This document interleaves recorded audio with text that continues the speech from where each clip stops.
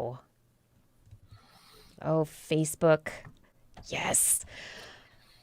Hello, everybody. We are live. This is the live broadcast of the This Week in Science podcast. As I say at the beginning of every stream, this may not be the final version for the podcast. There's clipping and trimming and tightening things up. The podcast is a finely tuned, edited machine of an audio listening thing. So if you would like to listen to the podcast, I suggest you subscribe to it. You can find that just about anywhere. But we are going to do a show now. But if you like curse words, vulgar talk, and weird technical we're delays, family friendly all the right time. All the time. We try. We do try. All right. Is our audio all right, everybody? Are we good? Yeah, it's all good. Hot Rod sees funny looking people. Thank you very much. We are going to start this show in, just a moment. How about in about 3, 2, 1. This is TWIS. This Week in Science, episode number 799, recorded on Wednesday, November 11th, 2020. How to grow young. Hi, everyone. I'm Dr. Kiki, and tonight on the show, we are going to fill your heads with bats, bacteria, and an interview. But first, disclaimer, disclaimer, disclaimer. Change. From before we are born until after we are dead, life is an unending series of changes. Sometimes we see change as a breath of fresh air, the liberation of the oppressed, the reuniting of lovers, the legalization of a recreational libation, a long-awaited vaccination, a free and fair election. All of these things seem like good change to us. Sometimes change looks ominous, bad even. The sudden oppression of people, the unexpected separation of loved ones from each other, the polarization of political rhetoric, a pandemic, and at times, even a free and fair election can seem like bad change.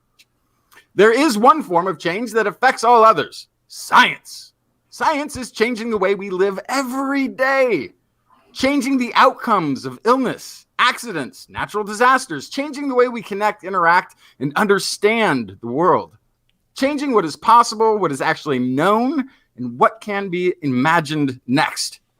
That is constantly changing the change that we encounter. In fact, the only thing that's not been changing is This Week in Science, coming up next. I've got the kind of mind I can't get enough. I want to learn everything. I want to fill it all up with new discoveries that happen every day of the week. There's only one place to go to find the knowledge I seek. I want to know what's happening, what's happening, what's happening. This week in science, what's happening, what's happening, what's happening. This week in science. Good science to you, Kiki and Blair.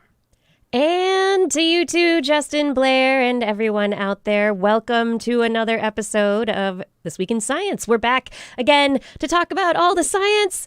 And there was some, hopefully everyone's feeling as light and, like in dancing on your tiptoes, not crushing the flowers anymore under your feet. Yeah, I don't know. I'm feeling like this is a good week for science.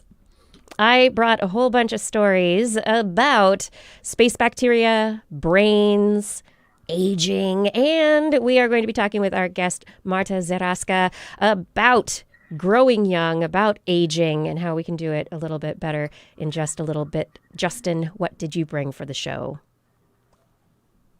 He's not in the show anymore. Oh, no! He disappeared! Did I turn him off, or did he... I don't know. We'll bring him back. He'll be back. Justin, what did you bring? Nothing. I left. All right. Blair, what is in the animal corner? Oh, my goodness. I have bats wearing masks. I have oil-eating worms. I have touchy fish and mean mongooses. Mean mongooses. How about friendly mongooses? Never. Ricky Never Tikki trust a Tavi was a weasel. friend to all. Justin, what did you bring for the show? I've got global climate change. How Great. that's going to be getting wetter. Getting wetter. Somebody was a paleontologist was studying sharks and made a pterosaur discovery. And a kind of interesting insight to the religiosity of Trump supporters. Very interesting. I can't wait to dig into all of these stories and even more. But as we jump in, I want to remind everyone that if you have not yet subscribed to This Week in Science, you can find us on YouTube and Facebook and Twitch. Look for This Week in Science. We are TWIS Science, TWISCIENCE, on the Twitch channel. You can find us also all places that podcasts are found: Podcast, Stitcher, Spreaker, Pandora, Radio.com, TuneIn, Google, Apple. Just, again, This Week in Science, head to twist.org, which is our website. And there's a special prize if you can figure out which one of those is not real. I don't think I made any of them up. I might have. I always feel like these can't all be real names of things. People make up some of the craziest names. I mean, pharmaceuticals are an example of that. Anyway, let's talk about the science. Okay, so quick stories. Let's dive in. First story. What would it be like if our moon glowed? Could you imagine if our moon glowed in the dark at night? Like of its own, but like out of its own... Of its own accord. Not just reflecting the light of others. Yeah. All right. Not acting like a mirror, but acting more like, like one of those glowing stars that you charge up with light during the day, and then you watch them at night on your ceiling where you've placed them when they glow at night. It would just be like the sun, but dimmer. But not quite what you're describing. It would be like a light dark thing as it did because you could always see the whole circumference of it, right? Right. You could always see the whole moon. Well, researchers at NASA's Jet Propulsion Laboratory in Southern California were looking at Europa, one of Jupiter's moons. And Jupiter has this amazing magnetic field. It also has a lot of radiation that it, as a planet, releases. And that radiation impacts the moons around it. Now, Europa is very icy, and the researchers went, some of those icy compounds are probably pretty salty too. And so let's take a look at what this would look like. What would it look like to the naked eye? How would it look? And so they were like, okay, I think it's going to look this particular way, that, one salty compound will glow a little blue. This other compound might glow a little green. And we can't actually go there and look at it yet. There is a mission heading out there in the next couple of years to be able to go check it out and see what it does look like and whether or not it does glow in the dark. But their work took advantage of a device that they call IceHeart. And IceHeart is otherwise known as Ice Chamber for Europa's High Energy Electron and Radiation Environment Testing. They took IceHeart to a high energy electron beam facility and subjected it to a high energy electron beam.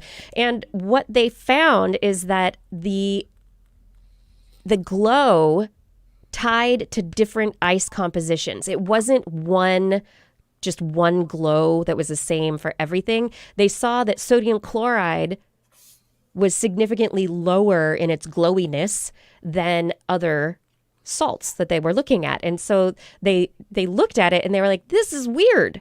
This doesn't look the way that it's supposed to. This is cool. And so it gave them a little aha moment about how Europa might actually look. But if Europa were not under radiation, it would probably just look like our moon, dark in the dark and reflecting light in the light. But it may, in fact, have a crazy glow to it, which would be very exciting.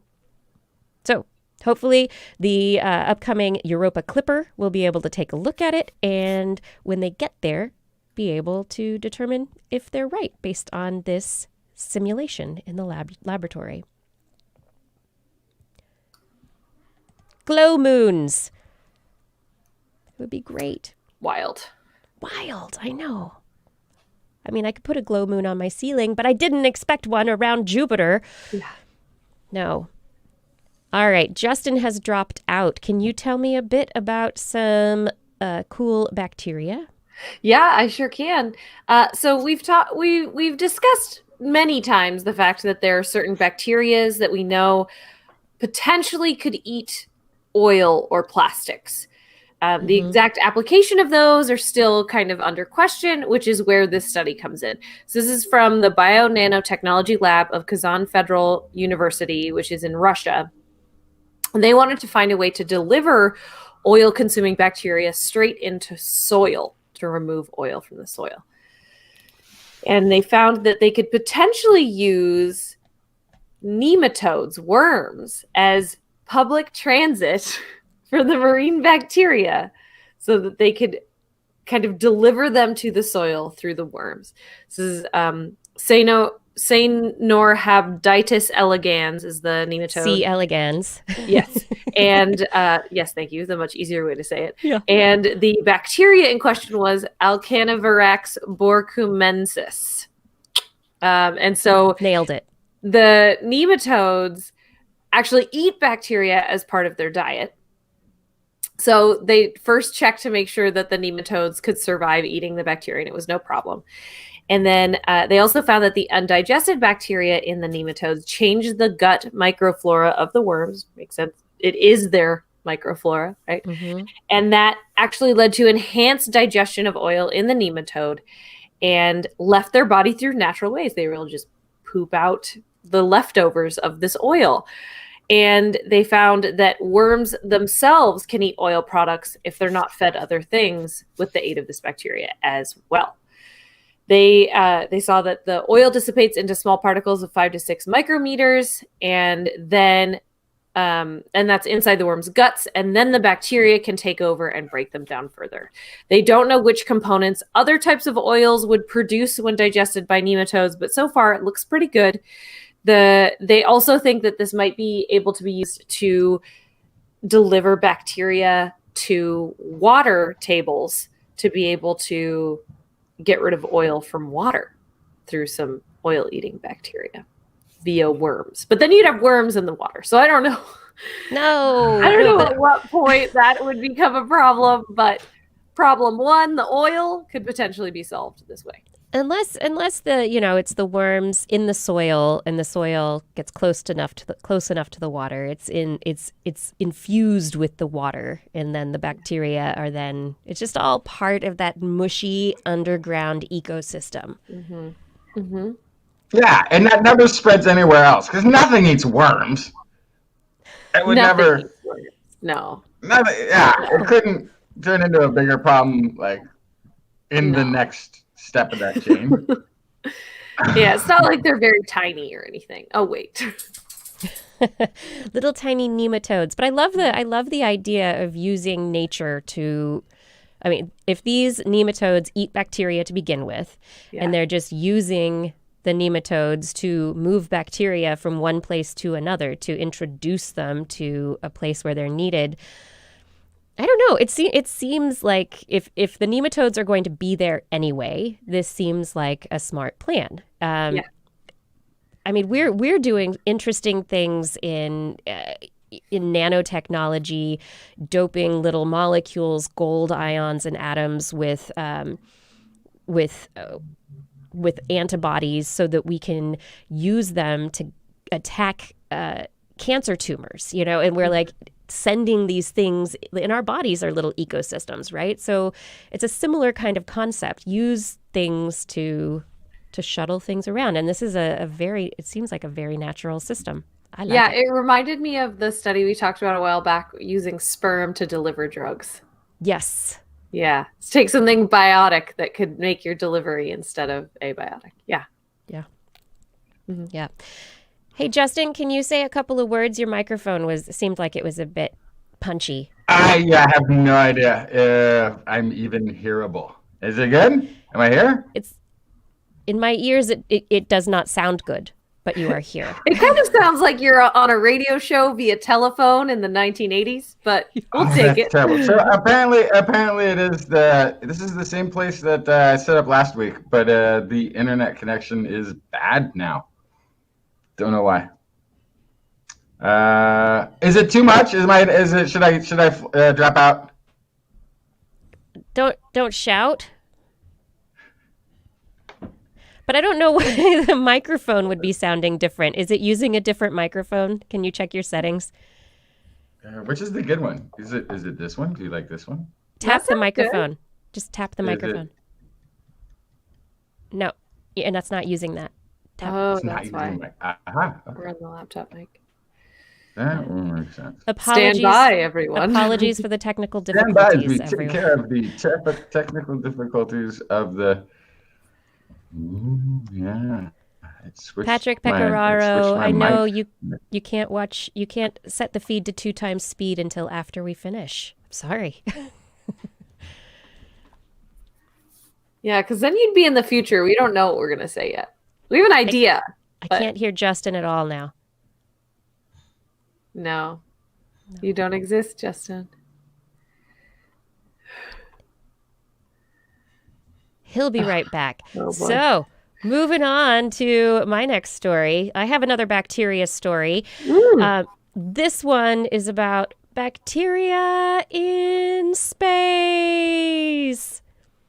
So we talked earlier this year, back in August, about some bacteria that had spent a long period of time in space on the outside of the International Space Station. Now, researchers have done a deeper dive on some of these bacteria called Deinococcus radiodurans, and Deinococcus radiodurans are an extremophile species of bacteria who were found, who are known to be able to handle high amounts of radiation. Now, the last study that was done, they discovered that there were in comparison to E. coli bacteria, the radiodurans were able to chop up their DNA, their chromosomes, and be able to remix them and put them together in a way that seemed as if they were totally fine and had never been affected by radiation previously. In this study,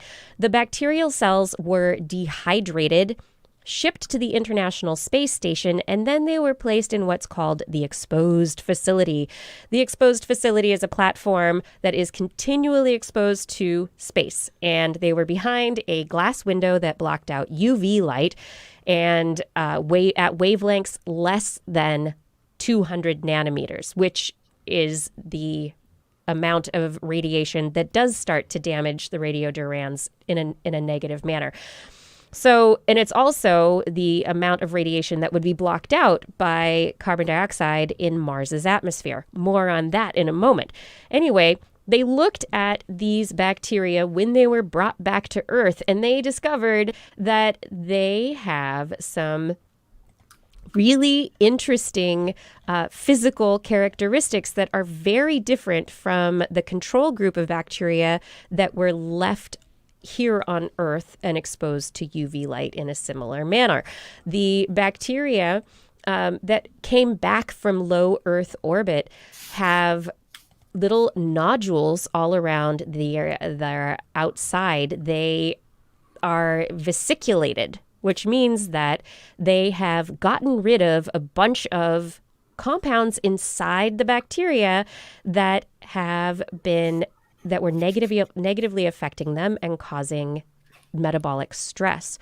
They created vesicles to expel and store these metabolites on their exterior. And the regular bacteria, the bacteria that were in the control group, did not. So the bacteria came back really lumpy compared to those that stayed here on Earth, but they were still alive. Big caveat, however, a lot of them did die. In fact, a very large majority of these bacteria actually died. And in looking at the difference between the survival rate of the control bacteria to these space bacteria, they they really didn't do very well. They only about 5% or so survived. Between 5 and 10% actually survived. So space, it does kill the bacteria. A number of them do survive. They have really interesting characteristics which allow them to survive. The highlight of this is that we should really be thinking about what we are doing to sterilize spacecraft that we send to other planets like Mars, where these bacteria could potentially be surviving when the craft reach the surface. Well, whenever we've talked about this kind of stuff, I always think about what this means for panspermia, both for the start of our planet, but also whenever anything breaks off of Earth. Yeah. Has this happened before? Have we seeded other planets in the past? It's, and I think this helps kind of put a stop to my wild musings about that a little bit, just because at least here it seems like, at least for this type of bacteria, there would be clear kind of indicators of the fact that they came from space, potentially, right? They'd have these weird lumps on them or something. So maybe this is a good start of a way to kind of look for the signs of bacteria that's been in space. Maybe there's kind of a smoking gun that we can find. Were you recently in space? Yeah. Are you covered in vesicles on your external layers? Uh-oh, you're all bumpy. You're bumpy. You You've been to space. Yeah. Would you tell me? Okay, Blair. Justin has dropped off again, so tell me about those wrinkle-faced bats. Wrinkled-faced bats. Okay, so wrinkle-faced bats are this crazy bat. Their face is all wrinkly. I put a picture in the show notes, Kiki, if you can find it in like the notes section. So the wrinkled-faced bats, they look wild without the fact that they have this fleshy extra skin under their chin that they can pull over their face like a mask. So they're COVID prepared. How's that for bats and COVID? The skin mask is only developed by males. They think that all these little folds on their face are actually for air movement for whatever reason. But so they have this flap that goes up on their face. And they have not been observed really doing much of anything in the wild because, as one of the lead researchers from this study says, they're small, they're nocturnal, and they fly. So it is not easy to study. So this is the first time they've been able to record vocalizations, mating behavior. They used ultrasonic sensors. They used infrared cameras. They're able to see what mating behavior looked like in these wrinkle-faced bats. And they found that they actually pull those masks down before they mate. Why? We don't know. To show their potential mate, their real face. This is who I really am. So this is why it's weird, though, is they form leks, which basically means all the males gather up in a big space and the women get to go, that one. So when they do that, they still have the mask on. They don't pull the mask down until copulation begins. So... lesson for everybody in this day and age, I think. What? Keep your mask on Keep your mask on inside with your significant other. Yeah. So the footage of courtship showed males emit loud, low-frequency whistling calls when the females came to mate. When selected by a female, males pulled down their mask-like skin flaps prior to mating. They only pulled the flaps back when they were done with copulation. So again, why? But it's a wild behavior that's been documented. So the other thing the lead researcher said is there are many questions. That is the beauty with this species. When you found it, many questions arise. So lots to be learned about the wrinkle-faced bats. I think their wrinkly face is pretty cute, actually. Yikes. I was looking at them and I was like, an up close of these might be really good for the Animal Corner calendar for next year, for 2022. Ooh. Might be pretty wild. I think that would be fun. Wrinkly thing. No, never mind. Not going there. Okay. Nope. Justin. All right, I'm going to go quick just because I'm not sure I'm going to have but a few moments of internet in between getting kicked off. Global climate change is causing hurricanes that make landfall to take more time to weaken. Reports a study published in the journal Nature. Studies have shown that global climate change will intensify hurricanes. We kind of knew this already. We're going to get more of them. They're going to be stronger. But this is the first study to specifically look at hurricanes that have made landfall. Hurricanes that develop over warmer ocean waters carry more moisture and therefore stay stronger for longer after hitting land. In the future, as the world continues to warm, hurricanes are more likely then to last longer, reach communities further inland, and be more destructive. Great. Yeah, so this all comes down to hurricanes having fuel. The fuel of a hurricane is moisture. As the moisture moves up through the hurricane, it releases heat that was collected in the sea surface temperature, and that turns into wind energy, which then propels it to go faster. The scientists analyzed North Atlantic hurricanes that made landfall over the past half century. They found that during the course of the first day after landfall, hurricanes weakened almost twice as slowly under today's conditions than they did 50 years ago. Wow. Yeah. Are they wetter and hotter? Is that what's going on? Well, the heat itself, the heat is coming from the surface of the water, which is also allowing more moisture to get up into the hurricane. But that heat then turns into actual wind power. This is Quotey Voice quoting Lynn Lee, who's the first author, PhD student at the Okinawa Institute of Science and Technology of Fluid Mechanics.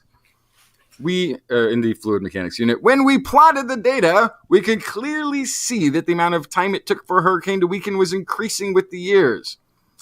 But it wasn't a straight line. It was undulating. And we found that these ups and downs matched the same ups and downs we see in sea surface temperature. Hurricanes are heat engines. Just like the engines in cars, fuel is combusted, and that heat energy is converted into mechanical work.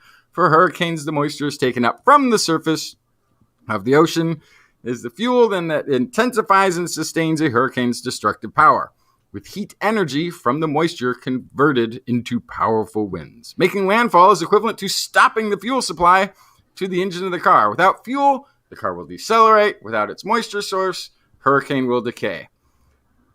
And that's the problem. There's more moisture stock, if you will, in these new modern-day hurricanes, which allows them to persist and destruct and flood stuff longer than they did in the only times. Oh, look, and you have graphics up there. Yes. Yep. Those. Oh, and they relate to the story. That's even better. Yes. Yeah, so you can see it's getting stronger, faster, longer, worse. So I mean, that's the thing about climate change and extreme weather events, right? Is it doesn't create hurricanes; it makes them more frequent and more intense. Well, technically, it can create more hurricanes. So it doesn't more frequent, right? So it doesn't create more cyclones or the tropical storms. It doesn't create more tropical storms necessarily, but it gives those tropical storms that usually would die out a little more boost, energy to keep going. And then as they move up, they can even hit warmer waters, which gives them the fuel boost to go full hurricane. No, that's what I'm saying. We're not likely to get a hurricane in California, but that's more what I mean is that they're happening more frequently and more intensely. No, we're not going to get hurricanes, but what we will get, see, we have a different system of heating and cooling in our would it be the Eastern Pacific? We have a thing called the Santa Ana winds, which is completely driven by sea temperature and is along with some of the other, I think there's like the Mount Diablo and a couple of these things are driven by sea temperature. You can actually, the Navy used to predict the severity of the coming Santa Ana wind season many months in advance by measuring the surface temperature of the ocean. They can tell when it's going to be a bad one before it is, based on ocean sea surface temperatures. So bigger winds in California mean fire. Yeah, would be the thing that it would. It'll be bigger, more fires. Anyway, exactly. So That's Yeah. bad change. We don't want that. A good change. Good change. Maybe That's what I want. I was- like good change. Okay, this is a good change. There's a paleontologist who was studying a 100-year-old shark fossil collection and discovered a new species of pterosaur. University of Portsmouth PhD student Roy Smith discovered the mystery creature amongst fossil collections housed in the Sedgwick Museum of Cambridge and the Booth Museum at Brighton. This collection was assembled between 1850 and 1900 from phosphate miners in and around England. And they would find these small fossil fragments, and they would get a little extra money by turning them over to the university folk. But these things have been like the story that we have so often that comes up on the show. It's been in the collection for 120, 170 years. These fossils have been sitting in a box somewhere. They at one point did get sorted, and all of the shark spines that they found went into this one bucket. However, it was these shark spines that were being observed and reanalyzed, I guess, and it turned out they weren't, although similar looking to a shark fin spine, they had these, well, according to Smith, one such feature they had was a tiny little holes where nerves come to the surface and are used for sensitive feeding by the pterosaurs. Shark fin spines do not have these, but the early paleontologists clearly missed these features. 2 of the specimens discovered can be identified as a specific pterosaur, Ornithostoma, but one additional specimen is clearly distinct and represents a potential new species. It's a paleontological mystery now. That's awesome. Yeah. So he's waiting now. He says he's waiting for the COVID restrictions to be lifted so he can go to other museums and check through their old collections around this time from these because these are, when you're dealing with To look for other 150-year-old site, misclassifications, right? these sites have been overmined. There's not always great detail about where they were even found, which mine they came from, what year they might have even been found. They just sort of found their way into the collections. But even though he's looked through the collections he has access to and found only what he can, this small segment of specimens for this species, he knows that there's other collections out there. And so once they can go and meet face to face with other people and talk, and I guess they're in a bigger shutdown than most places right now. Yeah, at this point. Now. Yeah. I have something that kind of falls into that, the idea of things that had been thought to just have one function, but are still around, and then under a little bit of digging, discover that they have another function. Researchers publishing in the journal Nature Immunology from the University of Bonn in Germany have discovered a gene called CRELD1, CRELD1. It's either a gene or something out of, like, I don't know, a name for an orc or something. I don't know. I am Kreld. CRELD1. I am the CRELD1. CRELD1 is involved in the development period of the heart in the embryo, during the embryonic stages. But it sticks around after birth. Nobody really knew what it was doing. It's around in just about every cell in the body.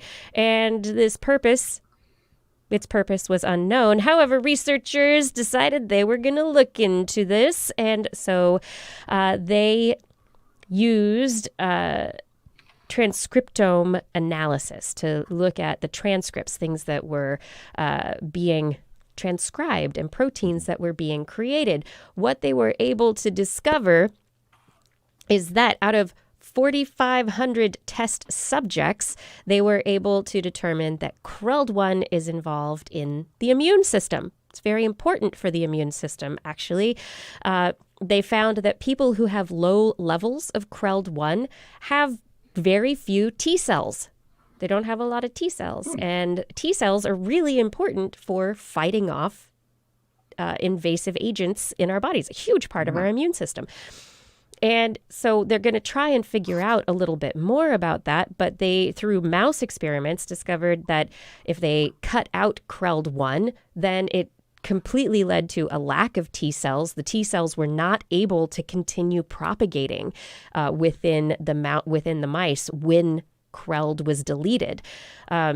and so they die earlier, and then there's nothing left to protect.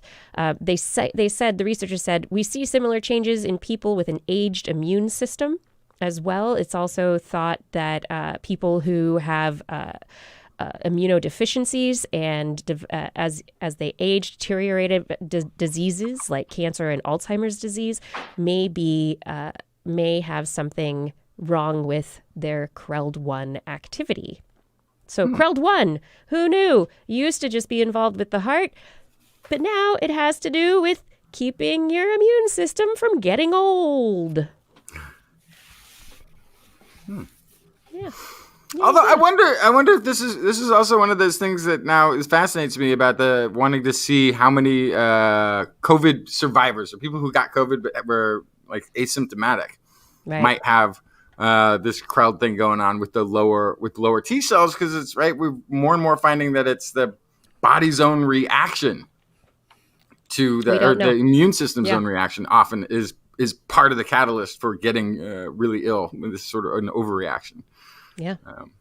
We don't know where it starts. And as anything, we now know the researchers have now discovered the link between CRELD1 and the immune system. Causative, correlational, is it affected by things, or is it something that is the cause of these things? This is not yet known. So there is much more work to be done.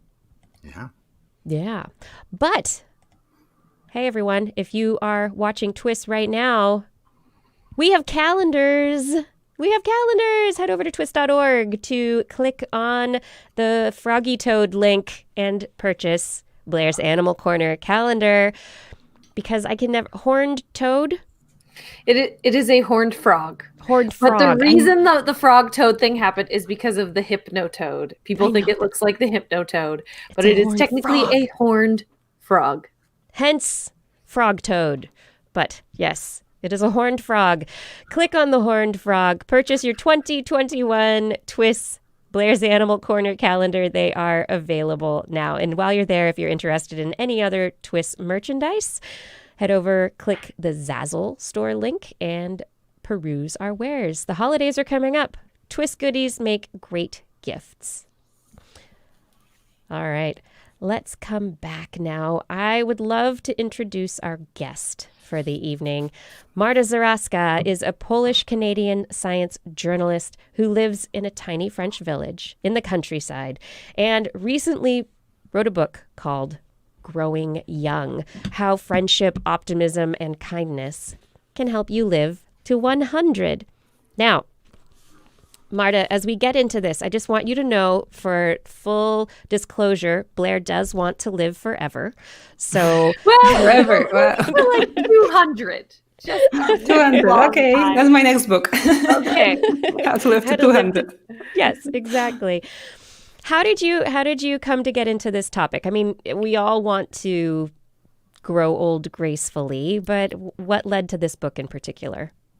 I mean, I've been writing about this kind of topics for years now. I'm a science journalist. I write for the Washington Post, Scientific American, Discover, New Scientist. So these are topics I've been writing about for a long time. So nutrition, how to live healthy, how to be happy, psychology, mental health. So it was obviously all the time something that I was interested in. I was reading tons of research papers on this, and at the same time I was trying to be healthy, and in my everyday life, my personal life, I have a family, so I was trying to keep everybody eating well and exercising and so on and so on. At the same time, at my work, I was coming across more and more research showing that maybe perhaps diet and exercise were not the only things that were really important, and perhaps maybe not even the most important things. So there was particularly one meta-analysis of studies that I read that really opened my eyes to this topic of things that matter perhaps more than diet and exercise. And in this meta-analysis, the scientists showed that although things like diet and exercise are important, of course, for health, other things, so for example, how socially included you are. So how connected you are to your community, whether you have a significant other, whether you have lots of friends, and so on and so on. This kind of social inclusion can lower your mortality risk by about 45%.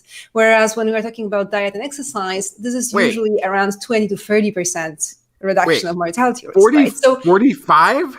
45, yes. So it's Wow. huge. It's huge. So I need to make more friends. And when they actually put together like all the possible, I call them soft drivers of health. So like, all this kind of optimism and generally how you live your life socially and mentally, they came out actually with 65% of mortality reduction. And this is higher than quitting smoking if you smoke 2 packets a day. So this is really, really huge. So when I read that, I was like, okay, I'm obviously, not doing the best things I can to stay healthy and live long. All my organic matcha tea and so on might not be the best idea. And so I read about 600 research papers and talked to dozens of scientists, and I wrote Growing Young. And this has also changed the way I approach health and longevity in my personal life as well. So you're not having dinner parties right now, I would guess, but we are in lockdown. Absolutely. I cannot leave my house without permission. So yeah, this could be a very, very unhealthy time, aside from the pandemic. I mean, people are socializing. Sorry? Does this count as socializing? Does this count as... It's better than texting. Actually, there is actual research showing that when you text people, you don't get the same amount of oxytocin release compared to when you call people. They haven't tested Zoom or the video calling, but I would assume it's even better than the voice calling. But definitely, still above is the actual connection when you can have a real eye contact, when you can touch. Touch releases also those social hormones, right? So definitely. Video is not the same as contact in person. We also our noses, they're much more powerful than we realize, and we pick up all the scents that give us all this information about the other person. So definitely it's not the same. That's what's been giving me away. But there's also, I imagine there's some microbiome transfer going on too amongst close contact. Oh yeah, so we definitely exchange microbes with other people.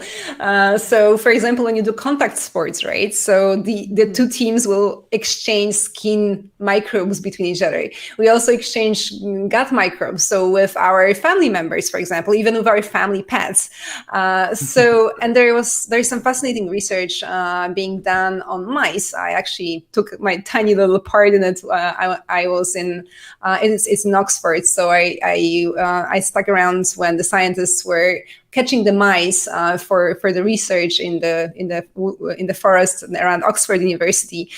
They were measuring the microbiome of the mice. They also monitor who hangs out with whom. So these are probably the most monitored mice in the world, where they have all these cameras watching who goes where and all the time.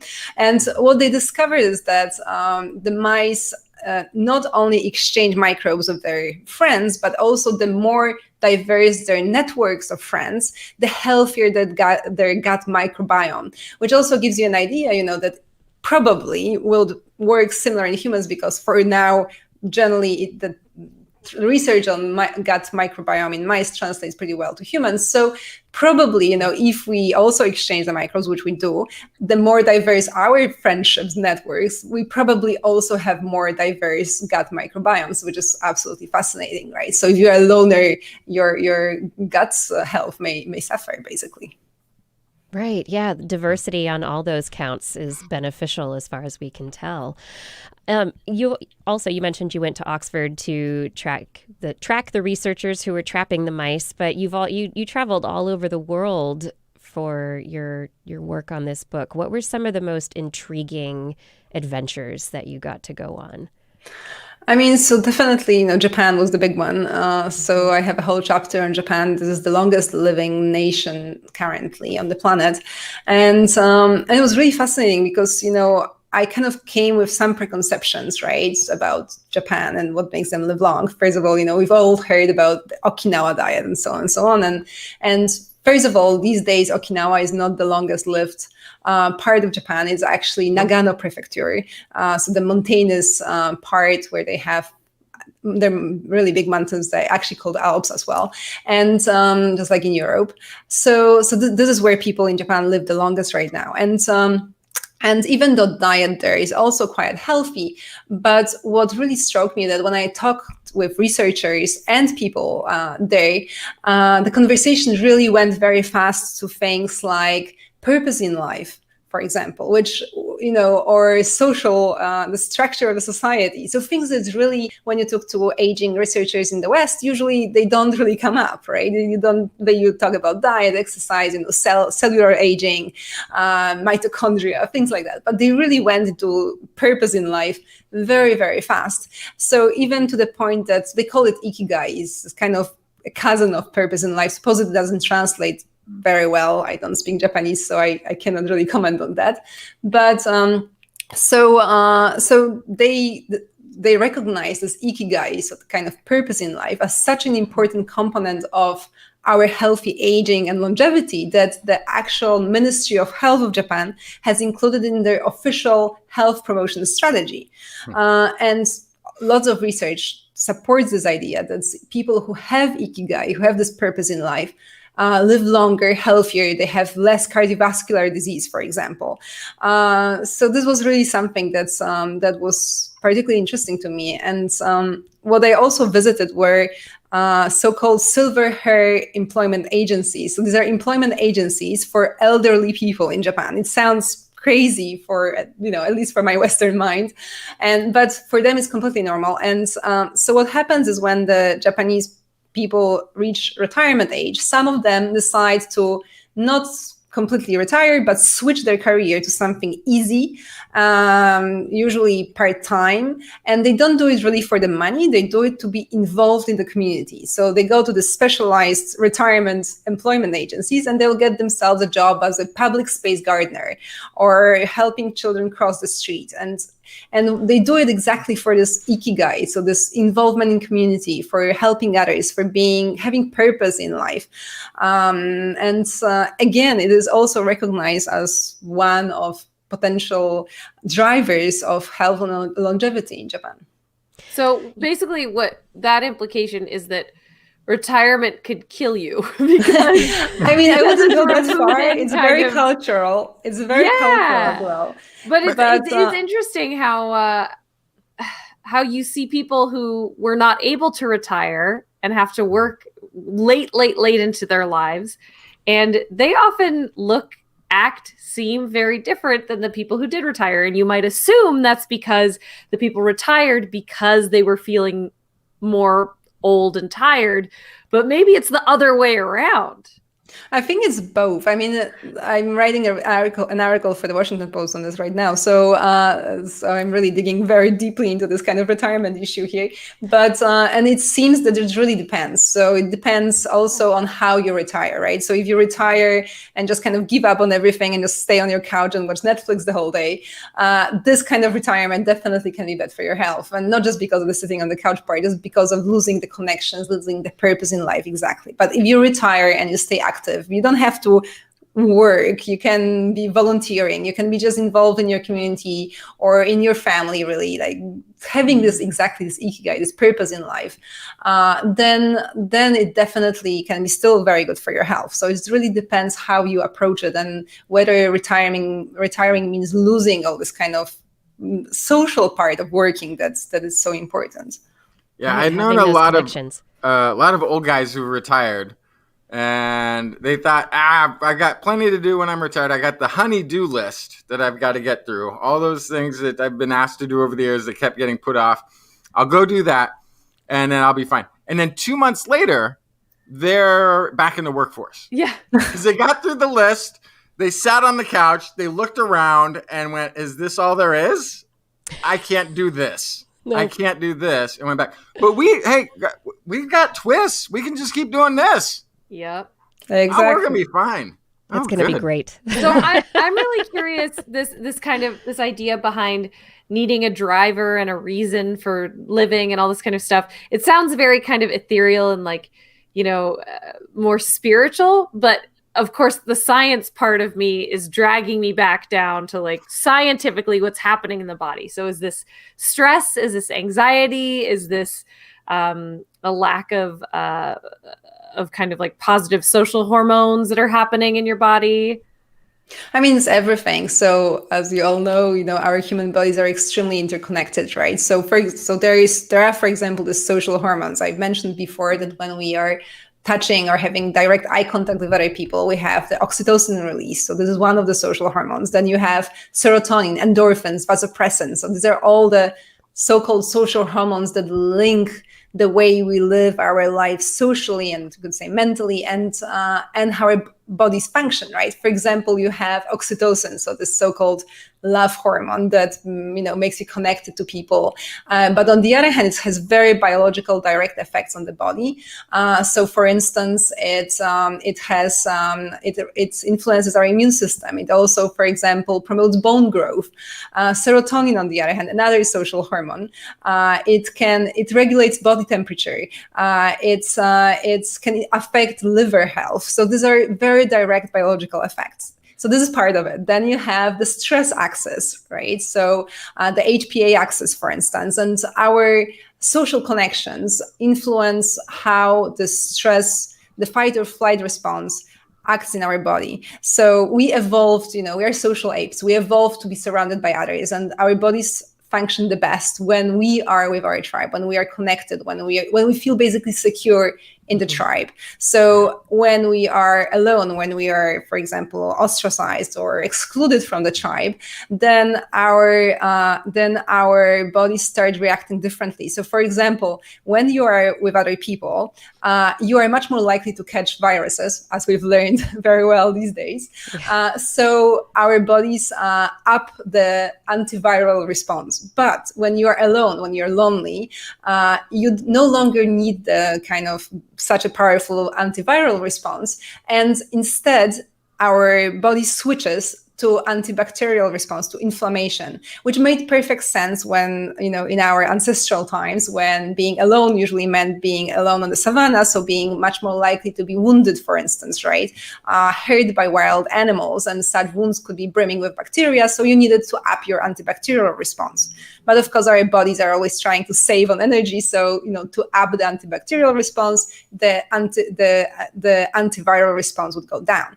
What it means for today, for instance, is that when we are feeling lonely, our antiviral response still goes down. And you can see it on the gene expression level. This is very unfortunate, of course, for today, because, we are feeling lonely because we're, for example, in lockdown in our houses all alone. And at the same time, our response to viruses goes down, which is very, very unfortunate, right? So, so all these things are super, super biological. We also mentioned the gut microbiome as well. So there's another very biological connection between how we are with other people and how our bodies function. This is also fascinating, the way that it works together. You mentioned your Western perspective, and you are a Western perspective in Europe, which is a bit different in terms of social connections and the way that communities work and people work with each other than it is in America. And I know that the Western perspective here in America has led us to be very independent, and people are driven to leave their families.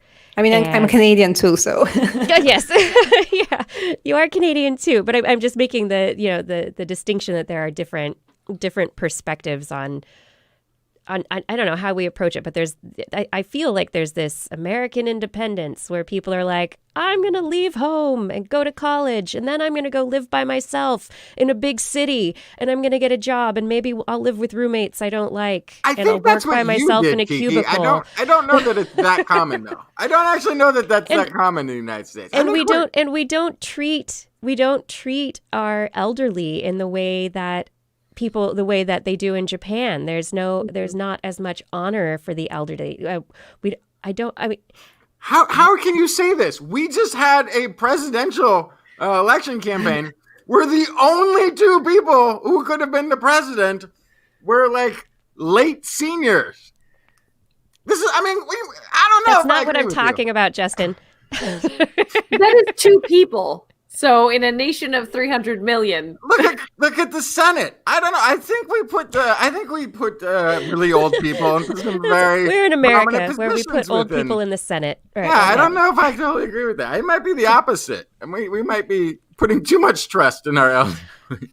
No, but my I guess my question here culturally is, what have you found, or what have you seen from a cultural standpoint on, here in Western society, we've always put our long life expectancies down to our diet and exercise and and our Medicine. and medicine, and suddenly life expectancies are starting to drop. I mean, certainly, United States is the most individualistic nation on the planet, right? According to at least research. So there is something to it, that's for certain. And yes, it's not the longest lived either among the developed nations. And so there are some troubling signs, definitely both Canadians as well, right? We put a lot of trust in things like diet, and by diet, unfortunately, often people don't mean the kind of the reasonable eat healthy diet where just eat your veggies and stay away from sugar and junk food, but going too much into the fat diet. So this is also what I write about. I have a whole chapter in Growing Young about it. How that we put too much belief in fat diets and miracle foods and all this kind of heritage organic broccoli and supplements as well, and exercise trackers and all this kind of miraculous solutions or one pill solutions to longevity and health, that you just take this or do this particular exercise tracked by your app and you will be perfectly fine. Unfortunately, this kind of reductionist approach, it doesn't work. Our bodies are very complicated, and we are social creatures, and we need more, right? Diet is very important, so is exercise, but they are fairly simple. So as Michael Pollan has said, eat food, not too much, mostly plants. And if you do that, you'll be generally fine. Right. And, the same with exercise. You generally have to move. You don't have to do this kind of, crazy things that we are doing with all this special fitness gadgets and so on and so on. And so there is this, and so this is definitely much more prevalent in Canada or US than, for example, in France, where I live right now, where people seem to be more relaxed about how they eat, and eating here also it's a much more social affair. So one statistic I really like is that for example, in US, the vast majority of people, so I think those 61% of people, eat their meals always on their own, and usually in front of the TV. Whereas, for example, in France, it's the opposite. So most people will be eating with their family every single night, and they're really obsessed about it. When my daughter, who's very French, when she was 3 years old, she actually refused to eat any meals at all if we were not sitting at the table with her. She was like, no, I'm not even touching it. So Oh wow. Oh, I love it. And they're very much into this eating. When I still lived in Canada, I was usually I would think nothing twice about eating in my car or eating a sandwich while walking down the street. Whereas in France, it's a horrible, horrible phobia. I just don't do that. You are supposed to eat at the table, and preferably exactly with others, for hours talking and so on. So this kind of, which also, brought me to thinking about the so-called Mediterranean diet, right? Which is definitely a good type of eating. And we always analyze, how much wine they are drinking, how much cheese they're eating, what kind of vegetables, olive oil, and so on and so on. Whereas we don't really pay enough attention to how these foods are eaten, because in all these cultures, so French, Italians, Spanish, they not only eat certain foods, but they eat them in certain way, and it's a very social way, right? They eat them with other people. They take their time. They have long conversations. So, taking this kind of diet and eating the Mediterranean diet alone in your car will not bring you the same benefits. Well, not to mention, you definitely eat more if you're, for example, eating by yourself in front of the TV than if you eat while talking amongst a bunch of other people. Like, it paces you, I think about that all the time. If you sit down to a meal at a table, there's a pacing involved in your eating, and you kind of feel that you're full, and then you stop eating. But if you're just shoveling it in all by yourself, you're likely to eat more because it's happening faster and you're not paying attention. Yeah, there's within the so-called biohacking movement where people are attempting to, as you mentioned, they've got body trackers and they're tracking all of their activity and the food that they eat and putting butter in their coffee. I've come across a new fad, which is they do what is it called? They call it a dopamine fast. And for the it's the idea is that because of modern technology and being connected all the time, that our devices through the algorithms are constantly stimulating the dopamine because they're basically like Facebook slot machine, keep scrolling, and your dopamine keeps going. And so instead of just unplugging from social media, though, they are taking complete breaks from people, from all stimulation, and they're talking as if this is a good thing. I'm wondering if you've come across this at all. I haven't come across it, but parts of it sound perfectly rational and actually a good idea. So the technology part, definitely being addicted to your phone is doing nothing good to your brain or to your health, because also because it's we know that spending too much time on your phone or even placing your phone during conversations actually destroys the quality of connections with other people. There is already more and more research on that. But on the other hand, completely isolating yourself, because we do get dopamine hits, for example, from things like kindness. So kindness gives you a dopamine. Is it good to have a fast from this kind of dopamine hits? Probably not. Or from connecting with your loved ones as well. So should we be fasting depriving? From that? Yeah. This is I think it's again it's too much, too many things in one kind of bag. Yes, try not to look at your phone too much, but complete isolation and trying not to get any dopamine, that's even if it's possible, right? The neuroscience doesn't quite fit, but yeah, it's like a lot of things are rewarding, right? So food can be rewarding, like anything. So unless you could stop eating, stop breathing, and I don't know, it's like some yeah, I like think it's another example of extremes. I like the idea of that. I like the idea of the sort of no interaction reset, though. It sounds sort of like just going to the cabin in the woods and getting away from everything for a while. And then when you go back and re-interact with society and people again, maybe you're seeing them more one-on-one. Maybe the television that was always on, maybe it seems like noise now because it's just too much. I don't know.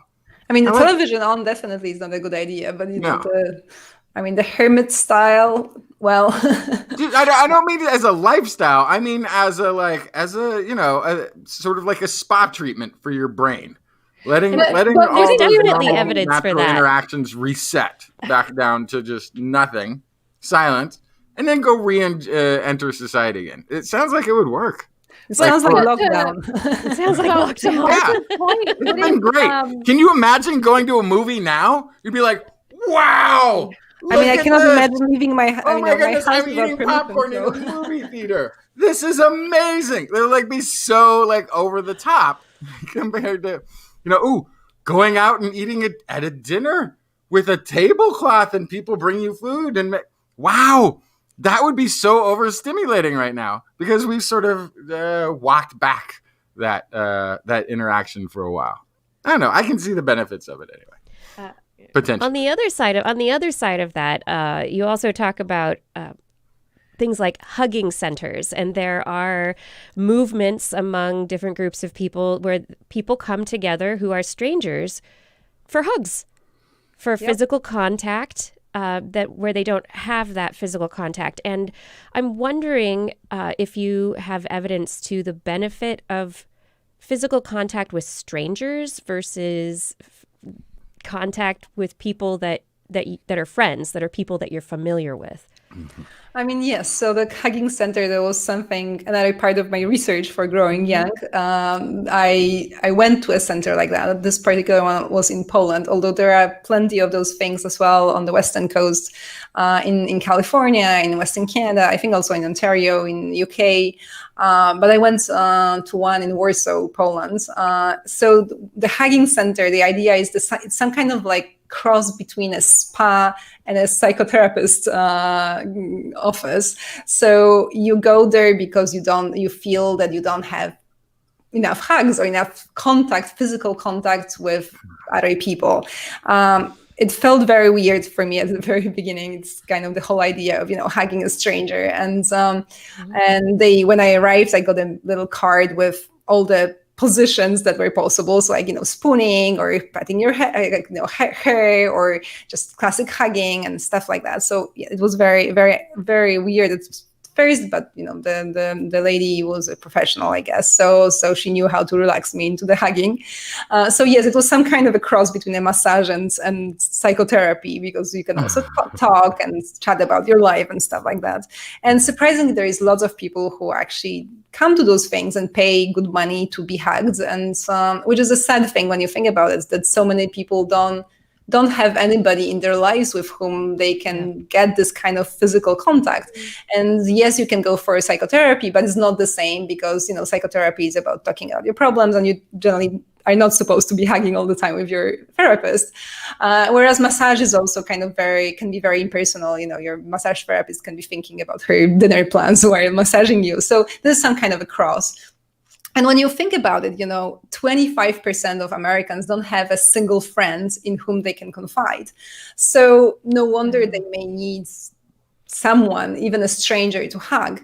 And you ask me, how does it compare in kind of the social hormone release with hugging friends or your family? And we don't really have research on that yet, but we know, for example, from other studies, that massage therapy can release this kind of social hormones. My guess would be that it's not as good as when you are connecting with the people whom you actually really care about, but it's better than nothing, right? There is something in it as well. So even holding hands with stranger can also give you this boost. And if you really are missing something here, if you really don't have this connection, it can be good. So the therapist in the center where I went, she told me, for example, that her clients are either people who exactly have no friends for various reasons, or for example, they're new to the city, or they feel their parents didn't hug them enough when they were children. So there are lots of reasons why people need that, and it's just part of the way our society is, I guess, that this kind of places are needed.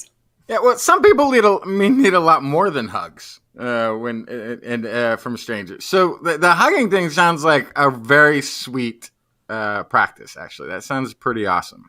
And it actually makes me question why therapists don't hug their patients. Why they don't have masseuse therapists who massage you while you're telling them all about your fears and frets and frustrations. And like, that would be the best combination. See, then you have something new. Yeah, you have something new. And then it's like, I can really, now I feel like I'm both mentally and physically relaxed in the same space. And it might be painful on both fronts, but it seems like that would be the way to do it. Yeah, I like this hugging therapy. It's the wrong time to invest in it, folks. So right now, you're going to have to wait. That's all pre-COVID, I'd be very interested to see kind of some data on generational differences, gender differences, cultural differences on hugging, because I don't feel like I have to know a person that well to give them a hug. I've definitely had mild acquaintances tell me, "Oh my God, I'm having a terrible day. Will you give me a hug?" And they get a hug. So I think I just want to double check, because sometimes I'm a little slow. Is hugging? Are we using that as a euphemism? No. Okay. Just sure. A hug, Justin. We're just really talking about hugs. Okay. Well, sometimes, and it's like over my head. I just want to make sure I've not missed it. It is hug. Yes. Okay. And I've also been asked by people I don't know super well, do you need a hug? And I'm like, yes. And it helps. And I don't know. It's very odd to me that for my personal experience, I have not seen this barrier of a lack of availability of hugs, and I don't think it's because it's not solely people I'm incredibly close to that I'm getting them from, I guess is my point. So I'm very curious if I'm in a unique situation here that I just know a lot of people that are like huggy, I guess, or if it's something that, there are specific kind of centers that this could be focused on to make sure people have an outlet, because I've certainly experienced the power of a hug. I mean, it is definitely very cultural, right? So in France, where I live now, people, they don't really hug, but they kiss all the time, right? I mean, the kind of the bees, on the two cheeks where you are exactly. And for me, it was very strange when I moved here first time, because, you, for example, you meet your friend and your friend is coming with a group of their friends you've never seen before, and you're supposed to kiss everybody, including the guys, which is like, for me, it was kind of weird at first. But so there are definitely some cultural differences. And in other cultures, people kind of keep their distance much more, and which is very good for the pandemic times, not very good maybe for the social hormones. But so there is very strong cultural thing going on as well. But in general, we all need a connection, and this is also a question sometimes I'm asked by readers. What about the introverts and extroverts, right? Do we all need to party and have 100 friends and so on and so on? But the truth is that we don't. So what you really need is a connection, whatever your style. So for some people, the connection means they really need a lot of friends. And if they don't, they feel unhappy, they feel they're lonely. And so they really need that. Whereas for some other people who are more introverted, having this kind of one-on-one connection, so you just meet one person at a time, one neighbor at a time, one family member, one friend, is perfectly fine as well. What is not fine is when you are among those 25% of people, Americans who have not a single person in whom they can confide. If you are lonely, for example, people who are lonely, they have shorter telomeres, right? They have different gene expression related to cancer, to the immune system. They have much higher mortality risks. So obviously, if you are feeling lonely, then your needs are not being met, and something should be changed. What's interesting is that's going to tie into a story that I've got coming up in the second half. It ties into some conservative voting patterns too. People who the glimpse of the story that's coming up is the interesting thing is this will be about Christian nationalists. These people who identify them as voting based on their Christian ideals for support of Trump aren't churchgoers. They are not people who have a connection to their church any longer, and they tend to be very isolated. And so it's a really interesting sort of thing that you're describing, because this sounds like the people who need hugs. It sounds like these are people who need this hugging therapy immediately. Possible.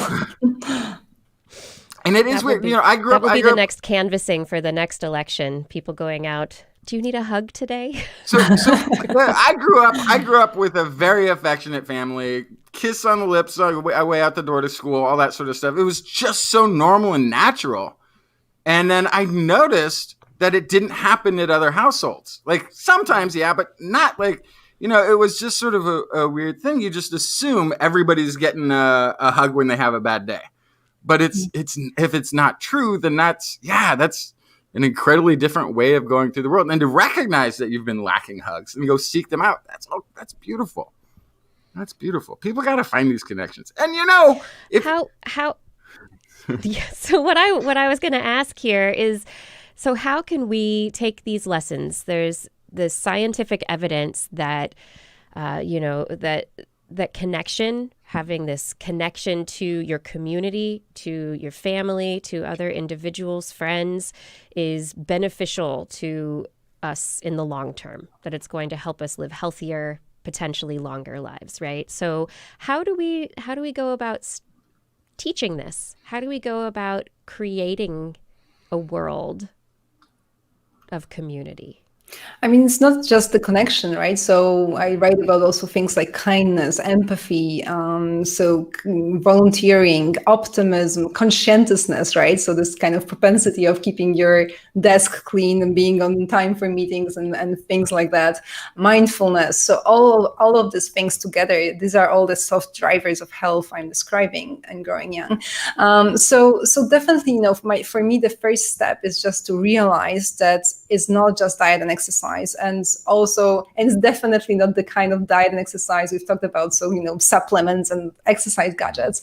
There is much more. There's a big picture of just living well, being connected, having purpose in life as well is extremely important.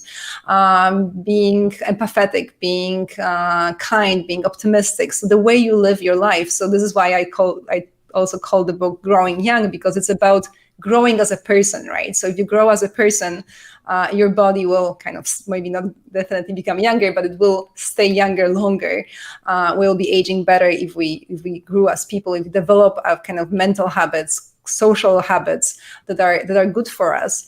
And I think exactly the first step is just to realize that these things are important, because we don't hear about it, and we don't really read a lot about it. And the reason for that, I believe, is that there is no money for anybody to be made on it. When you think about diet and exercise, all the gadgets and pills and miracle foods and fat diet and so on, there is just no money in it, right? There are companies, producers, there's advertising, there is marketing, all this going on to sell us something. Whereas when we're talking about being kind to someone, being connected, going for a walk with your friends, trying to stay optimistic, finding purpose in life, these are things that don't have any monetary value. Nobody's trying to sell you anything here. So, and this is why it doesn't make it to the news. It doesn't make it on the social media or to the influencers and YouTube videos, because there are no products. And if there are no products, well, we don't hear about it. So just changing the perspective. Yeah. How do we learn to turn a profit on kindness? Right. Like, how do we make some money out of this empathy thing? Well, because then it'll make it popular, right? We'll get a marketing team.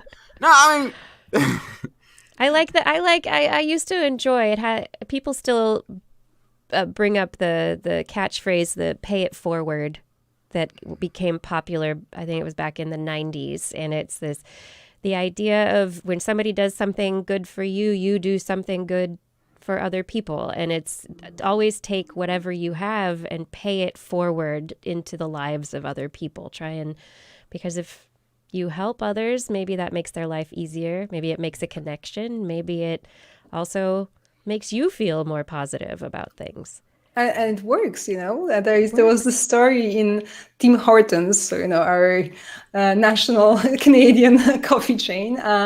There was in the drive-thru, like several years ago, there was one driver paid for the bill of the driver behind him just because he was being kind.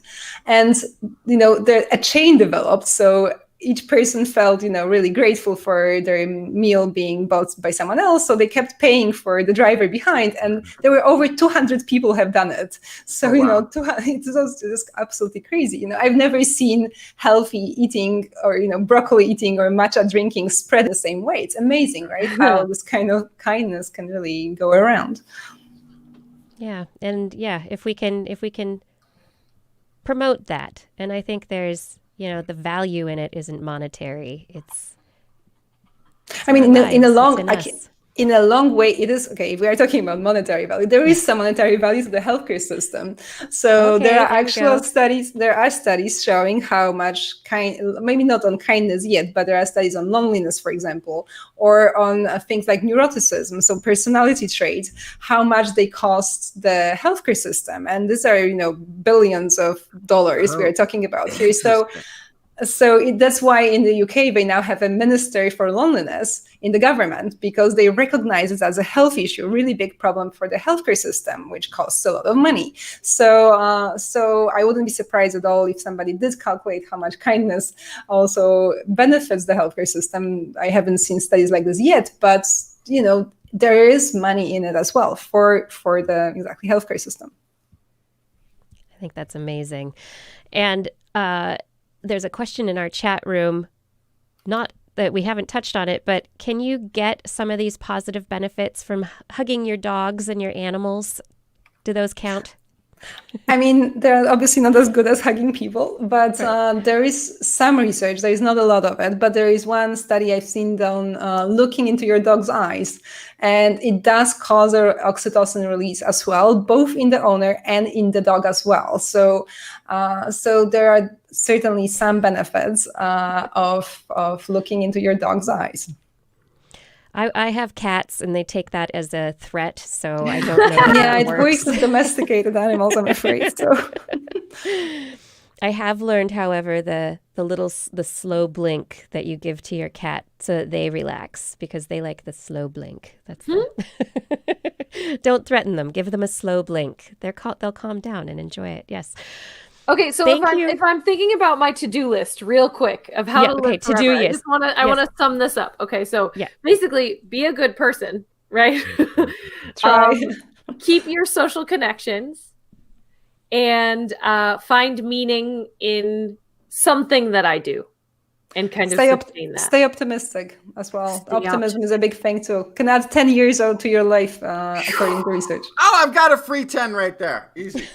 Okay. That one was easy. Oh, that's the easiest. That's the easiest thing I've ever done for my health. Okay.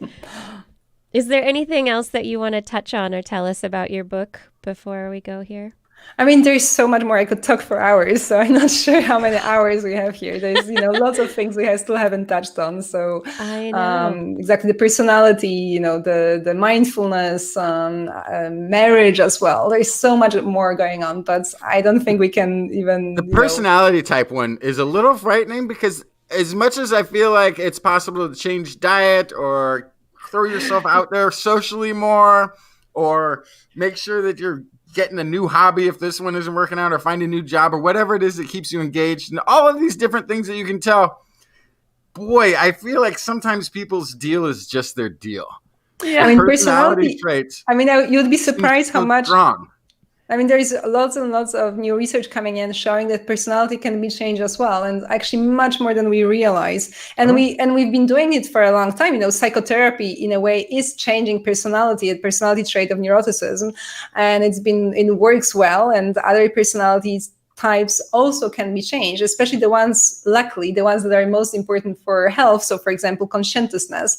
And the usual recommendation of researchers who do study those things is that basically to fake it until you make it. So if you want to, for example, become more conscientious, you just behave like a conscientious person. Like, for example, today I will clean my desk. Just one thing, small steps, right? Just like with exercise or any kind of habits change. You just do small adjustments, and after several months, you can actually see that you become much more conscientious. So it does work. There is some genetic basis to our personality, obviously, but there is a genetic basis to a lot of things. For example, you mentioned exercise, but we all differ in our anatomical features and in our muscles. For example, I wasn't born with a particularly muscular type, but it doesn't mean I give up on exercise. I'm still trying, right?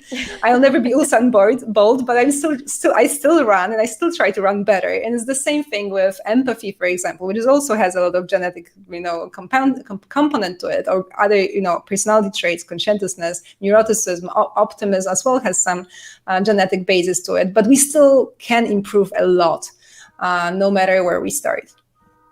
I think it would be amazing for people to really work on empathy for others outside of their in-group. Yeah, and if that fails, psilocybin in the water supply. Psilocybin, make everyone happy. Takes. There we go. Whatever it takes. Come to Oregon. Oregon, that's where. If that's what it takes to have a healthy society. Yeah. Marta, thank you so much for joining us tonight, or your morning. I know you have. Good morning. Yes, a long day ahead of you, unless you take a nap. Your book, Growing Young, is available now, and it's got wonderful stories, wonderful science, and really great writing. Thank you for being here and talking with us today, and just really appreciate it. Where can people find you and find out more about the book? I mean, so I think the good place to start is the book's website. You have there are more resources there as well. So it's www.growingyoungthebook.com. And you can connect with me on Twitter my handle is mzaraska. So it's Zaraska. Fantastic. Thank you so much. And I do hope that you stay young and are able to maintain your optimism and connections even in the midst of this pandemic, as I hope that we all will. And have a wonderful day. Thank you. Thank you so much.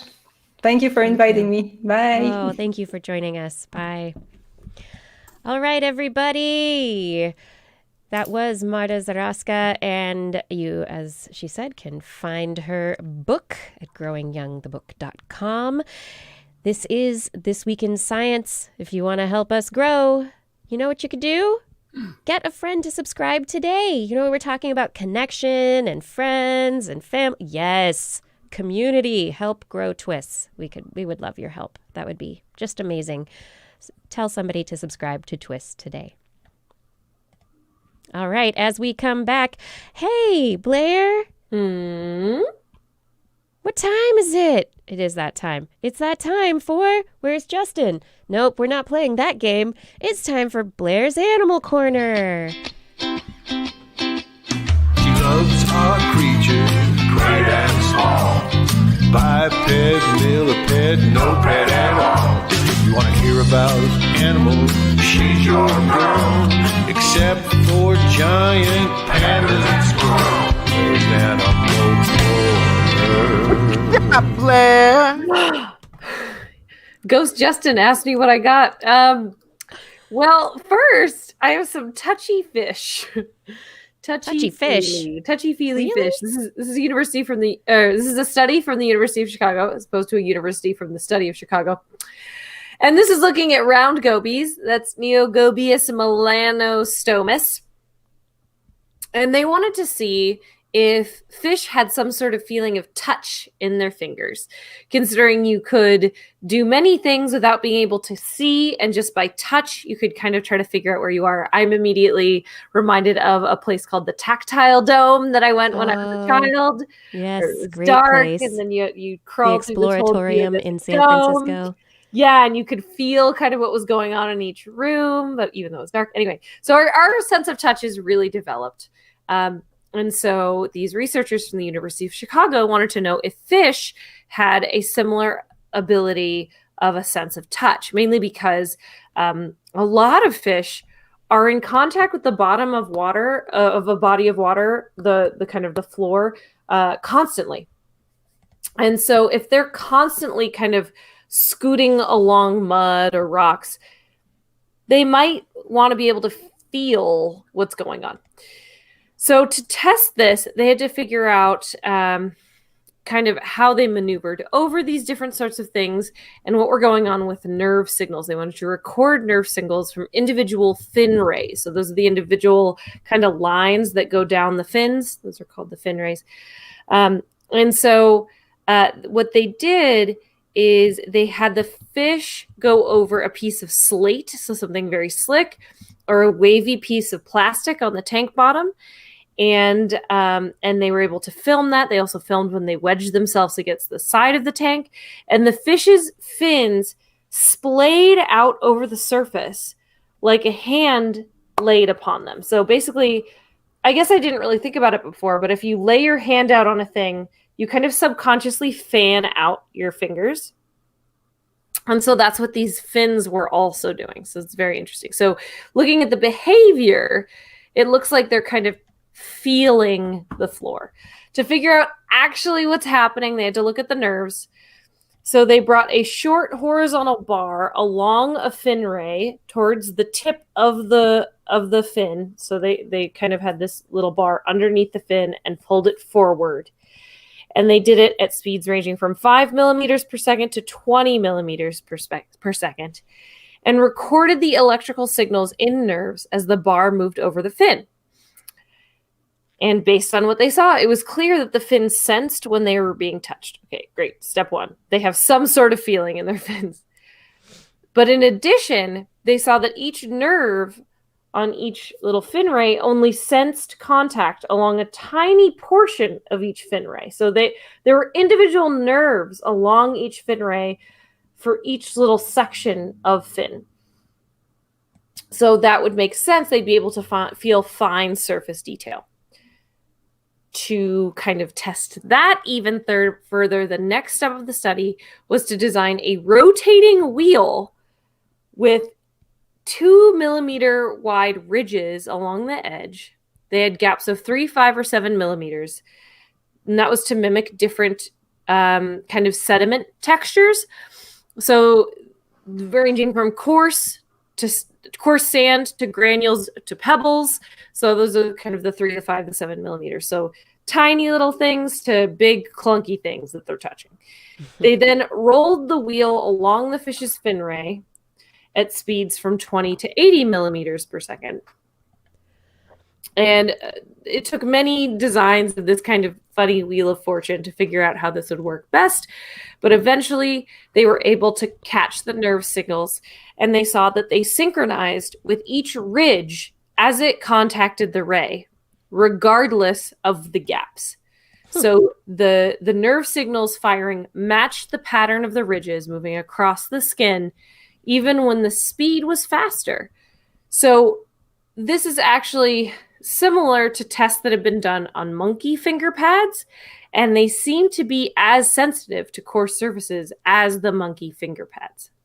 Of course, this is definitely a first step, difficult to tell just with a Goby too. Like, can you train them to differentiate between different textures and then make it dark and then have them touch it and do a behavior? I don't know if you could do that with a Goby. You could try, but I would say that would probably be a real way to try to test their sense of touch, is to see if they could make decisions based on what they felt, right? So that would be, if I was running this study, that would be my next step. But the real interesting thing here is that if they do have a kind of a developed sense of touch in their fins, this is interesting because primates and fish, obviously, they diverged a pretty long time ago. Yeah. And this response seems similar. And so that might mean an early development of this sense of touch. This might be really at the very beginning of vertebrate evolution or before, who knows? And so this touch sensibility is something that we've, of course, as we human like to do, we've kind of identified primates as the ones that do it, and they're special for it. But really, maybe not. Well, but okay, they chose the gobies. They chose the gobies, but these are rock bottom dwelling fish that where it would be important for them to touch things and be able to feel their surroundings, and as opposed to a fish that's hanging out in the water column all the time and never touches anything except water. So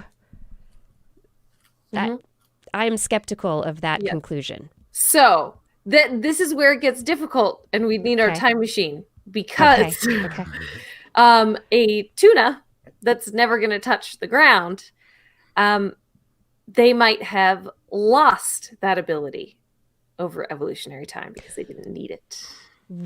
Yes. So we need our phylogenies. There we go. Right. We need to look at DNA. We need to figure out where this started. But I mean, wouldn't that be like, I'm assuming if we're going way, way back, the first sort of thing was probably kind of a slimy, crawly thing. And touch sensing was probably there before vision or auditory. I mean, no. So those came. I mean, if you're talking about vertebrates, fish came before amphibians.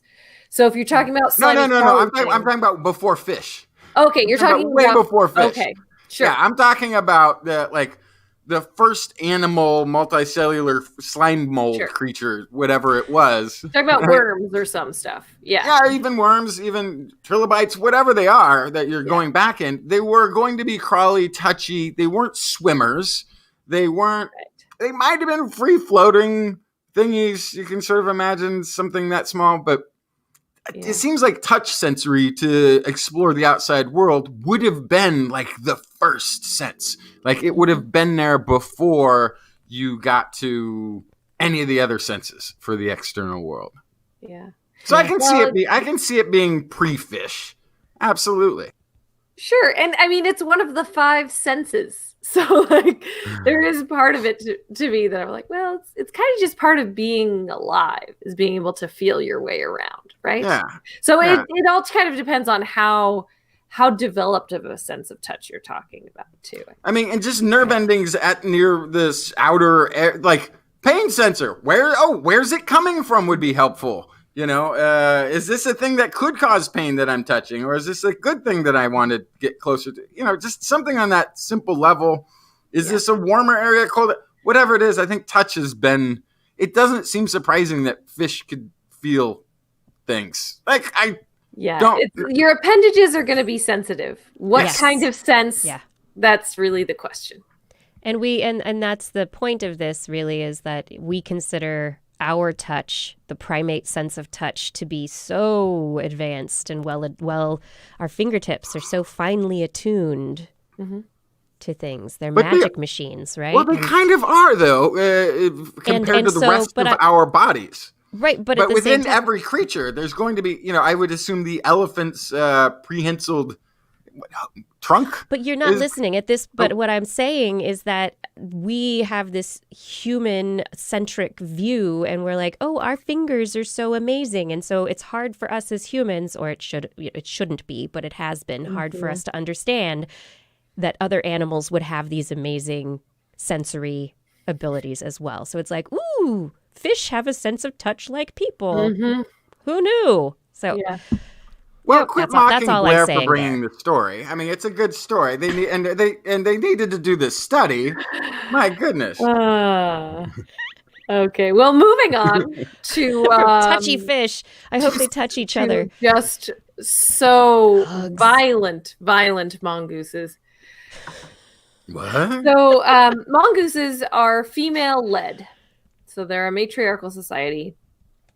So they're probably more peaceful than other societies, right? In this case, no. Oh. So female banded mongooses, they have kind of a funny thing where, because their group is pretty much all related to one another, mongooses don't leave after they're born. So the males are usually related in some way to the matriarch. The females kind of convince the whole group to go to war with another mongoose group, so the females can sneakily mate with the males from the other group while everyone's fighting. That's sneaky. So this is a study from University of Exeter and the University of Cambridge. They have found specific, quote, exploitative leadership in mongooses. This is also seen in humans, of course, lions, chimpanzees. This is something where the leaders of a group are decoupled from the cost of their choices, and the cost of their choices are amplified in the destructive nature of intergroup conflict. So basically, the leaders are not the ones that feel the fallback from starting conflict. So this decoupling of the consequences of their actions, I guess. And so this is potentially why, at least in this case, but potentially in other species as well, there has been this kind of continued evolution of severe collective violence in animal society. So this is where, in a normal situation, if the entire group went to war, then the one in charge, this female in this case, as well as all of her progeny, would be equally kind of injured, have kind of drawbacks from that, and so there would be a reason not to go to this war unnecessarily, I suppose. But it seems that in this case, the males within the group are mostly the ones that pay the cost, and there's this very real reason to do it, which is that they need that new genetic injection into their group. Yeah, no, it sounds like a survival strategy in this instance. Absolutely. Yeah, but you can see how there's lots of other animal societies where they find a way around this. Find better way. Yeah. Yeah. Like maybe a male sneaks off and gets into the other colony and mates with the female and then sneaks back, or the female sneaks away and gets some of that other genetic material and comes back. Or there's other ways to do it. As violent a society as baboons are thought to have, the males all leave their troop and go off to a different and join a different troop and have to get embedded there. And they don't. So yeah, there's different strategies. Certainly, the mongooses decided to have a big brawl and then they go off and then do sneaky mating. I guess because the problem would be if the female just went over there to find a mate outside of the group, it would be her against everyone. It would just be, it wouldn't work. Yeah. So sounds like. And so that's kind of where this gets odd, because with the society that you're describing, Justin, is also like what lions do. And so the idea is males, it's male led, it's patriarchal. And so when the males are old enough, they're kicked out. They develop bachelor prides for a while as they get older. And then they show up to challenge a male patriarch from another pride. And if they win, then they are now the head. What that does is it creates turnover in who's the main provider of the male genes in that group. So there's a regular turnover, like every couple years, there's a new male. So you don't get this unnecessary flood of genes from one father. But it also means that male, by design, the way that works out is not related to any of the females in the group. Because it's a matriarchal society, it gets a little more complicated because the only males in that group were born of her. Yes.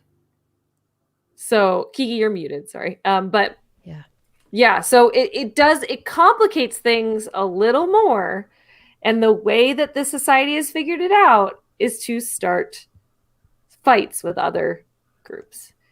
But it's something that scientists have known mongoose do for a long time, that they start these weird rivalries between different groups, but they don't know exactly why, what sparks it. And now they think they know this is the deal. It's because the female needs to increase the gene pool. Yeah.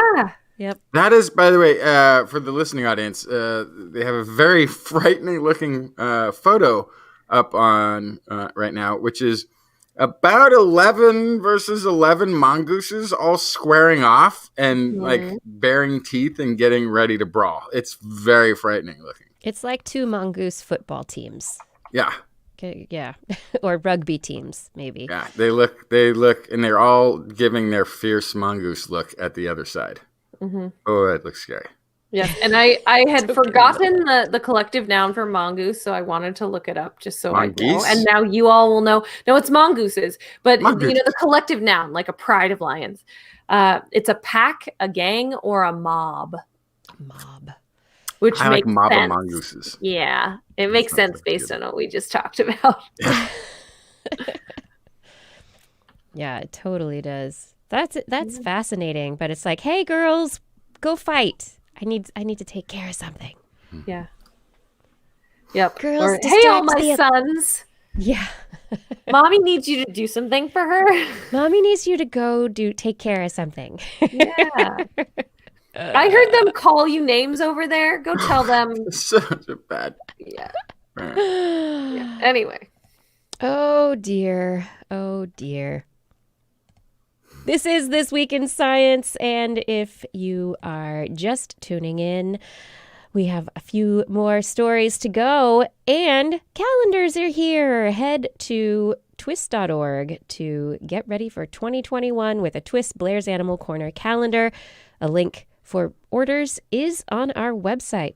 Go to the horned frog, frog toad. Click on that. And thank you for listening to TWIS. Thank you for being a part of our audience.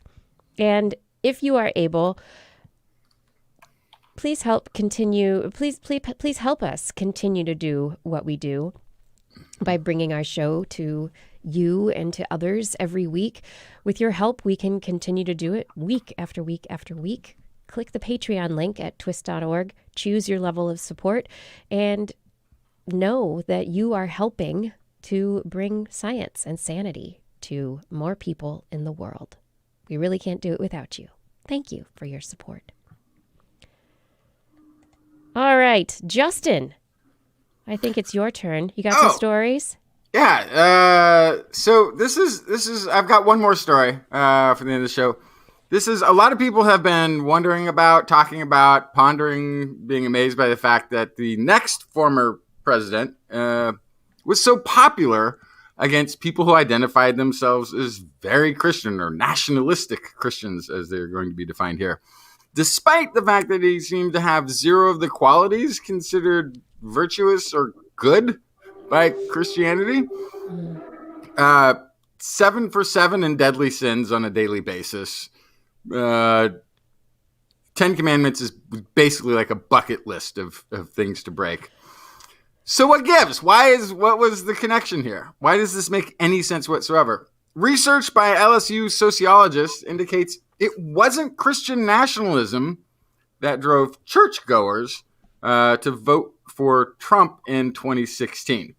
They're using 2016 because even now we don't have the actual data who voted for who. We have some ideas, but the better data comes out by sometime next year. Yeah. Rather surprisingly, though, to those doing the study, Christian nationalism was important amongst non-churchgoers. And that likely drove many of his supporters to the polls also in 2020. But the research shows Christian nationalist support of Trump isn't tied to religious institutions, religious teachings, attending church on a regular basis, or anything that is Christian. It's actually much more tied to people who have stopped attending church or have not attended church in a very long time, but still identify themselves as Christians. Regardless of the political or personal background, voters who hold strong Christian nationalist values voted for Trump at high levels, despite not going to church. The researchers define Christian nationalism as a set of beliefs about how Christianity should be prioritized in public life, in laws, and in America's national identity. Think about that. They want to prioritize Christianity into every aspect of the nation of the United States, despite not actually practicing it in any sort of traditional way, at least, right? So this is going to be in a paper, sociological forum titled "Unchurched Christian Nationalism in the 2016 Presidential Election," and they sort of calling for a little bit of nuance in how we explain the so-called religious vote for Trump. So this is okay. Another finding that they found here: detachment from religious communities intensify conservative attitudes. Detachment from religious communities. Quoting, who am I quoting here? This is the authors in general quoting from the paper. The 2016 election may not have been a straightforward story of religious communities coalescing around Christian nationalistic candidate. Christian nationalism operates differently for those inside and outside of religious institutions, and religion's most dynamic effects on U.S. politics may have less to do with what happens inside churches than how people, whether they are individually religious or not, use religious ideas to draw and impose boundaries around their national identity. It seems to be sort of a larger, they say the Christian nationalism can be seen as an aspect of a larger populist ethos of victimization, embattlement, and resentment. Now remember, think back to the interview we just had of people who become isolated and lonely, also having more health issues, having maybe physical, mental health issues, as well as all of this, and how prevalent they found 25% of people having this, being in this lonely state where they have no one in which to confide. And And these are people who are identifying as a thing that they are not connected to, but they still have this identity.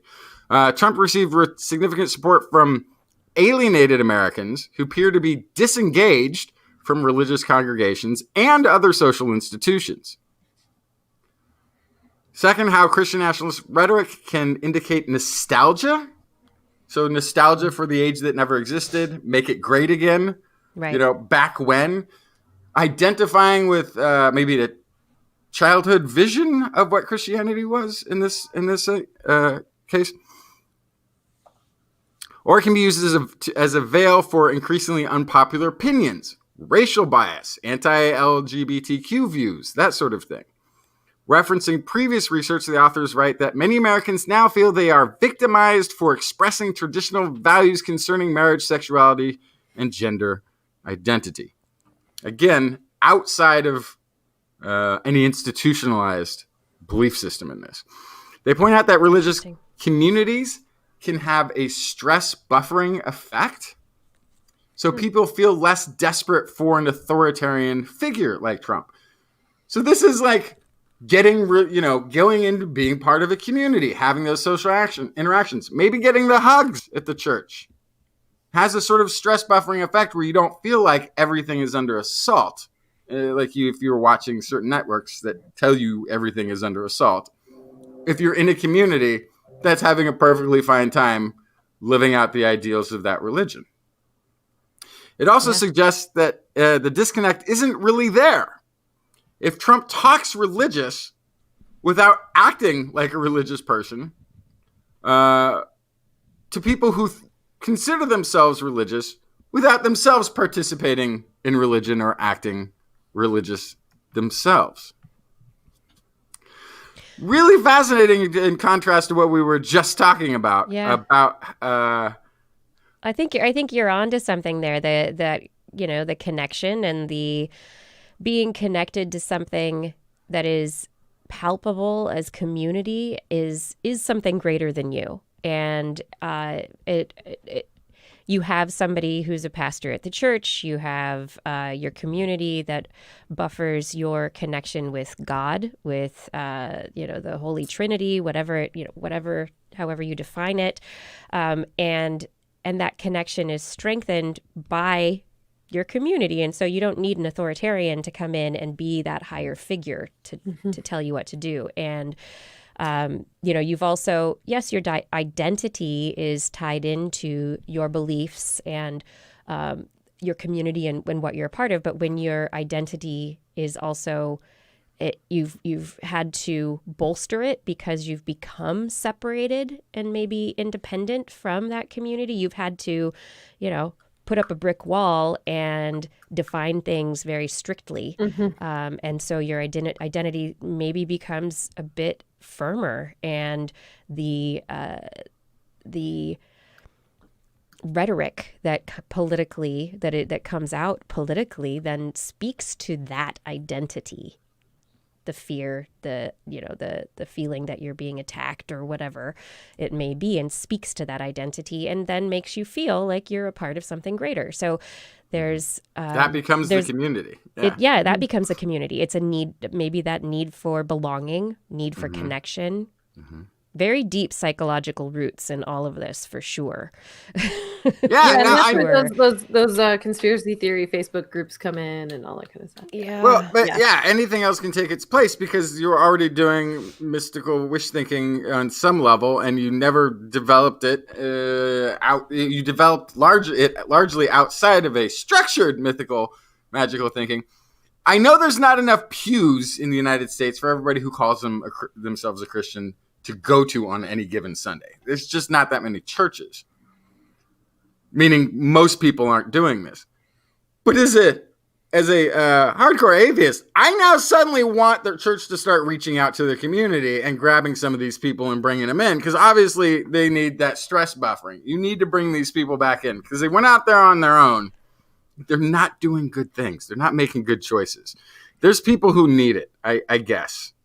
Well, and I've heard a lot of, I also don't have experiences with this sort of thing, but I've heard a lot of stories, like from my father who went to Catholic school for his entire life, that, you go to a Bible study and you talk about different interpretations, and you talk about shades of gray, and you talk about all this kind of stuff that, we talk to each other about kind of minutia in opinions and all these sorts of things every day when we talk to each other in person over a beer or in a classroom or whatever it is. And so, yeah, you can totally see how if you're not doing that, if you're living in your echo chamber online as pertains to your religion, it's a lot harder to see those shades of gray.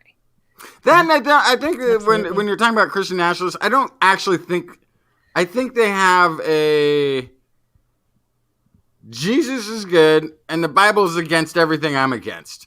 And I don't think they're doing any nuance. There is no the nuance is the thing, exactly. Nothing from the text involved. And even when you get up to a greater level, oh gosh, who was it? I think was it Kasich? Kasinich? What's his name? I don't know. It's one of these. It's this great clip of a video where he's in this Jewish bookstore in New York, and he's like, "So, hey, what about that Abraham?" And this is a guy who's like religious right for the longest time.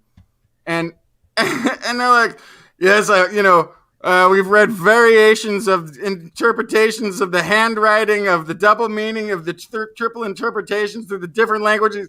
It's like, oh, isn't there something about a whale in there? I don't know. Like, he just had this, like, one story version he'd heard. And, yeah, there's people who go very deep into text interpretation and origin story and everything else. And he's trying to have a conversation like, yeah, well, this comment's like, no, you don't know the Bible. Stop. But yeah, I mean, I've noticed it quite a bit because I used to be very curious to talk to people about their religion. I don't do it anymore. I don't care. I can't. But I was, because I went and read the thing, and I was always just really fascinated how individualized people's interpretation of what was written in there was, and how different it was from what was written in there. Mm-hmm. And for you to have a belief system that you get to make up, and you share it in common with other people who've also made it up, seems very strange. Yes. Well, I think the thing that is strange, and this will be the we should move away from never mind. We should move away from the religion and this conversation. Oh, we're not Kiki. People need to have religion. You can't just tell everybody to move away from religion. I think in terms of the study, in terms of the study, it's very interesting, and I think it's we need to have social science studies looking into identity politics and why people choose things the way that they do. It's to understand our country, to understand the world. Even this is fascinating stuff. But in terms of speculating on our own terms and our own levels of, this is not an area that I'm entirely versed in. So it's not a conversation that should go much further in respect to the show right now. That's fine. But it is, I will do a last analogy and then I will move on. Okay. So let's all talk about the book Harry Potter and the Sorcerer's Stone. All right? Is that what it is? Oh, wait. What are you talking? No, I don't remember like the wizards part, but I really like the part where, what do you mean you missed the wizards? Yeah, I didn't know there were wizards in there. Yeah, the whole thing's like about wizards. No, I'm talking more about like the part where they were shooting lightning bolts at people. No, that's not quite. There was a lightning bolt, but it wasn't. They were shooting at people. That's how bad it is. It's worse than the worst game of telephone. Anyway, yeah, I'll move on. What's the next story, Kiki? Who's got a story? Who's next? I've got some stories. I have a couple of stories. I got chills. They're multiplying. Okay. What? Are you losing control? No, I'm totally in control because I'm going to talk about science right now. Great. Hello, everybody. I got this. I'm in control. But what I'm going to talk about is musical chills. When you listen to music, do you ever get that feeling, goosebumps? Where you just, the music, there's something that happens and you're like, oh my God, this music is giving me goosebumps. Mm-hmm. Music also sometimes makes me cry. Yes. It's very evocative in that way. Yes. Justin? Chills? So I can remember when that could happen. It doesn't he can't. anymore. Okay, you don't listen to music anymore. Okay. No, I listen to music anymore, but I no longer. No, I remember like there were like Pink Floyd songs. I would get like, whoa, these chills. Now I totally know what you're talking about. I haven't had them for several decades. So Like, that's stopped happening at interesting. some point. That's very interesting, and I wonder what happened, because researchers have been looking into the pleasure-inducing aspects of listening to music for some time, and this particular study used a method called high-density EEG, electroencephalogram. And the high-density EEG is able to reveal patterns of brain activity in the cerebral cortex that have been identified by fMRI or PET scanning. It's very high resolution and is able to, instead of kind of give just general blobs of brain activity or just a certain brain rhythm in the brain overall, it's able to tune in on certain areas of the brain. The reason they looked at it at musical chills with this technique is that they'd like to be able to actually study people having pleasurable music experiences outside of fMRI machines. They'd like to go into people's living rooms. They'd like to go to concerts. They'd like to go places where people listen to music together in groups. Speaking of the connection aspect of things that we were talking about earlier with Marta's book, it really hasn't been possible before because the technology that we've used is so individual in nature. You can only scan one brain at a time with fMRI or PET scanning. You can't stick EEGs on you can stick EEGs on a number of people and have them listen to the same music at the same time and see what happens in all of their brains simultaneously. And it's also much more portable, so you can go places. So they, in this, didn't go anywhere. They were in the laboratory for this particular study just to give proof of concept. But what they were aiming to do is really identify the cortical brain regions that become active when people get the chills. And so this research took place in France. They recruited a whole bunch of people at this French university, and they started out with over 100 volunteers, but then for one reason or another, they weren't able to come in. All of them were right-handed. All of them were sensitive to musical reward according to the Barcelona Music Reward Questionnaire. And they had to have a score over 65 on this questionnaire. And so half the people out of their 100 people or so who wanted to be in the study did not make it to that limit. They just didn't, or they weren't right-handed. Because of right-handedness indicates brain use or which hemisphere is dominant of the brain, so they wanted to not have that be an aspect, and so they decided to look at the brain that way. 9 of them did not get enough chill-inducing segments of music. So all the volunteers had to know pieces of music that would give them chills, and had to tell the researchers, and so they had to be able to identify enough of them for the study. A bunch of them didn't call back after their initial request. A few of them, they couldn't make the time for an appointment happen because their schedules are too busy. And one had a haircut that was incompatible with EEG recording, according to the study. So if you would like to be in EEG recording studies, make sure your haircut is appropriate. So they ended up with 23 or so subjects that they used for this study, and they put EEGs on them, and they had them listen to 60 to 90 second extracts of music with their eyes closed in a comfortable chair, and then they were supposed to report their emotional pleasure. They had a response box that they were supposed to report it in, and what they ended up finding is that there were definitely particular areas of the brain that became active in response to music that gave them the chills.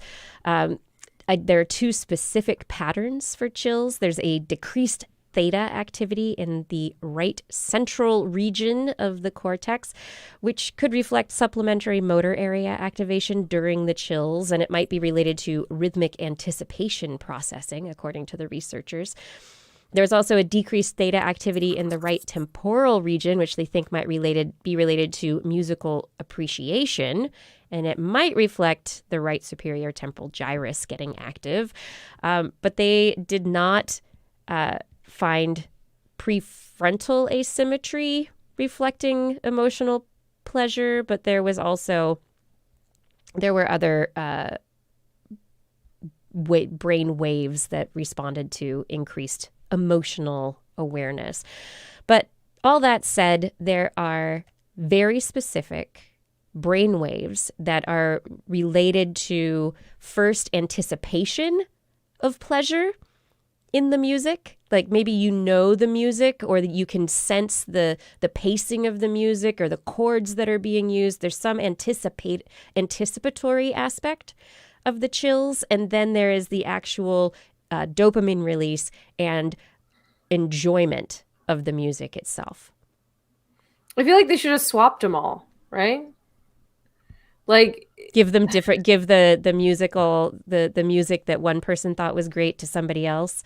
Well, because I think, there's music that makes you feel sad, right? And that's usually a minor key. But I would be interested to see if there's something musically in common with something that gives you chills. It might not just be that you really like it, or that it, like, you have an emotional connection to it. But mechanically, it might be something about the music that's causing it, which in which case you could decouple the dopamine release of a song you like from whatever's giving you the chills physically by taking a chill-inducing song from me and making Justin listen to it. Right, but then, I mean, I guess, but I that in that sense, you'd be determining aspects of the music itself, and what would be. That's like the actual music, what would be leading to the chills, potentially, as opposed to what's actually happening in an individual's brain. Although it would be interesting to see whether the chills, I mean, not everybody gets the chills to the same pieces of music. Right. But I wonder if there's a commonality, I guess, is what I'm trying to see mechanically with the music, because that would be interesting. But also, to your point, it's really hard to parse out the difference between your brain's response to a song you like and your brain's response to a song that gives you a physiological response. Mm-hmm. So how can you decouple that? I don't know. It might be the next step. If a song gives you dopamine, I guess you like it. Right. Unless you like getting chills from a song the first time you hear it, and you haven't decided if you like it yet, but you're like, oh, the song gave me chills. Right. Yeah, I mean, every time I've gotten chills from a song, there's not a particular thing that I could say, oh, this is the G minor chord, or, G major, or, the drums are at, 120 beats per minute. There's nothing that I could put my finger on in that way that I would say is a commonality between any of the songs that have ever given me the chills. So, I mean, my very unscientific response to that, based on just a quick catalog of the songs I know that give me chills, is that there's usually some sort of swelling in the music. So there's a sudden change in decibels or something, or the fullness of the music. So a sudden swell creates an emotional and physiological response. Yeah, that sounds very plausible. Yeah, I think for me it's I need at least 180 beats per minute for it to be even interesting. But maybe it's just that you've listened to Pink Floyd too many times. There's nothing novel to it anymore. You need new music. No, Justin. I think that there is definitely something to that. There's a song which is a lot of minor chords. It's Steely. No, it's not Steely Dan. Who is it? Oh my goodness, Leadbelly. Leadbelly's in the Pines. It has this like sort of a haunting sound, and maybe it's giving. Oh, I'm getting a little bit of chill thinking about the song right now. So it can still work. Jimi Hendrix Machine Gun. That's another one. Oh my God, that one works too. So there are still songs I could think of that are chill-inducing to some extent. So it is possible. I had to look back and pull back some songs I haven't listened to much in the past. But yeah, playing a song for the first, like figuring out a song that you want to play or something, writing a piece of music, that can do it for me. More so, I think, than just listening to songs. Or maybe just music today. The kids today, they don't know how to make music. Okay, old man. All right, Grandpa. No, I'm not a stone, but there could be a thing to yeah.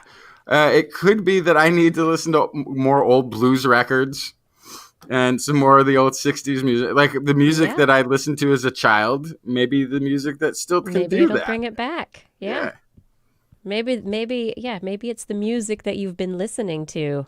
The music of today. I try to stay current, Doesn't but do it for you. Yeah. Another study in Nature Neuroscience has been using AI machine learning to pick patterns out of the noise of brain activity. Now, the researchers say that by being able to understand certain signal patterns within the noise of all the activity in the brain, that they will be able to determine the signals that indicate certain behaviors, like moving a finger, lifting an arm, blinking eyelids, for example. All these movements, they all have their own brain activity signal. But how do you, if you're blinking and lifting a finger and raising an arm all at the same time, how does a brain computer device that's wanting to help you do these activities, if you are paralyzed, say, how does it decide what out of the noise means finger, eyelid, or arm? So there's a lot going on for multitasking of movements that we take for granted if you are able-bodied, but that people who have limited mobility may be very, would be very aided by. Could we get brain-computer interfaces that allow prostheses to work to, maybe be Gundam devices that we walk inside that, are external robots that carry us around. But we have to be able to control them somehow, right? The computers are going to be the interfaces. So the researchers, you're muted. But the researchers for the first time, it's been a tough road, and the researchers for the first time have created through machine learning, AI, an algorithm that has been able to uncover neural patterns that were previously missed by other brain decoders, and it's able to advance the decoding of complex brain activity and the development of these interfaces for future use. Additionally, the researchers say that being able to restore lost function, it can also help us investigate basic questions about the brain's functions, just generally. And Blair, because I like thinking of things that might disturb you, I was also thinking that once we have this technology, they could listen to our brains using radar or whatever detectors from outside, and they'll know what you're thinking. No. But doesn't this mean that I could put my head in a jar on a robot body and it would move? Yep. So that's where you're going. Yep. I'll take that instead. Can I have answer to this study instead? Yes. I like your optimistic nature. So now that you're going to live to 100 by being optimistic, you will, when you get to the age where your body deteriorates and you can't keep it alive anymore, put your brain in a robot, totally be fine. Download me. I'm ready. Yep. I think it'll work. I think it will. Blairbot 5000 reporting for duty. And this study, we didn't have any COVID stories today, and I did want to talk about a couple of things that were brought up before the end of the show. This last week, big announcement, huge announcement that is great news for everybody, that Pfizer's vaccine in a small subset of its clinical trial testing has had 90% effectiveness. So the headlines you may have seen are 90% effective, vaccine is on its way, and everybody's excited. But I want to put some realism into these expectations, because that's why I'm here, to dash your optimism and to just ground the conversation. Let's ground the conversation in a little realities. Like I said, 90% effectiveness in a small subset of the clinical trial data. What that means is that there is a lot more, there are many more people, many more subjects who are still being tested, who will still be tested, who are still being followed. There is a lot of data still to be collected before rollout of this vaccine, approval of the vaccine, and rollout can happen. Also, this was an announcement by press release. This data has not been peer-reviewed. Pfizer has been doing a great job of, staying out of the politics of things, but at the same time, they are a company and they want their stock prices to go up, and they're interested in their bottom line, and this data has not been fully reviewed by the scientific community. So there's a lot more still to come in that process. Well, and isn't part of the strategy for the United States to pump money into pharmaceutical companies before their vaccines are approved? So Yes. Doing this would be helpful to them in getting some money. Yes, but they already have a deal with Right. The United States for the Operation Warp Drive. However, they have not taken any money for the development Yeah, of they've this taken vaccine. no government money. They've pre-sold 300 million doses or whatever to Yes. the European Union. And they have a possible deal for a couple million doses with the United States.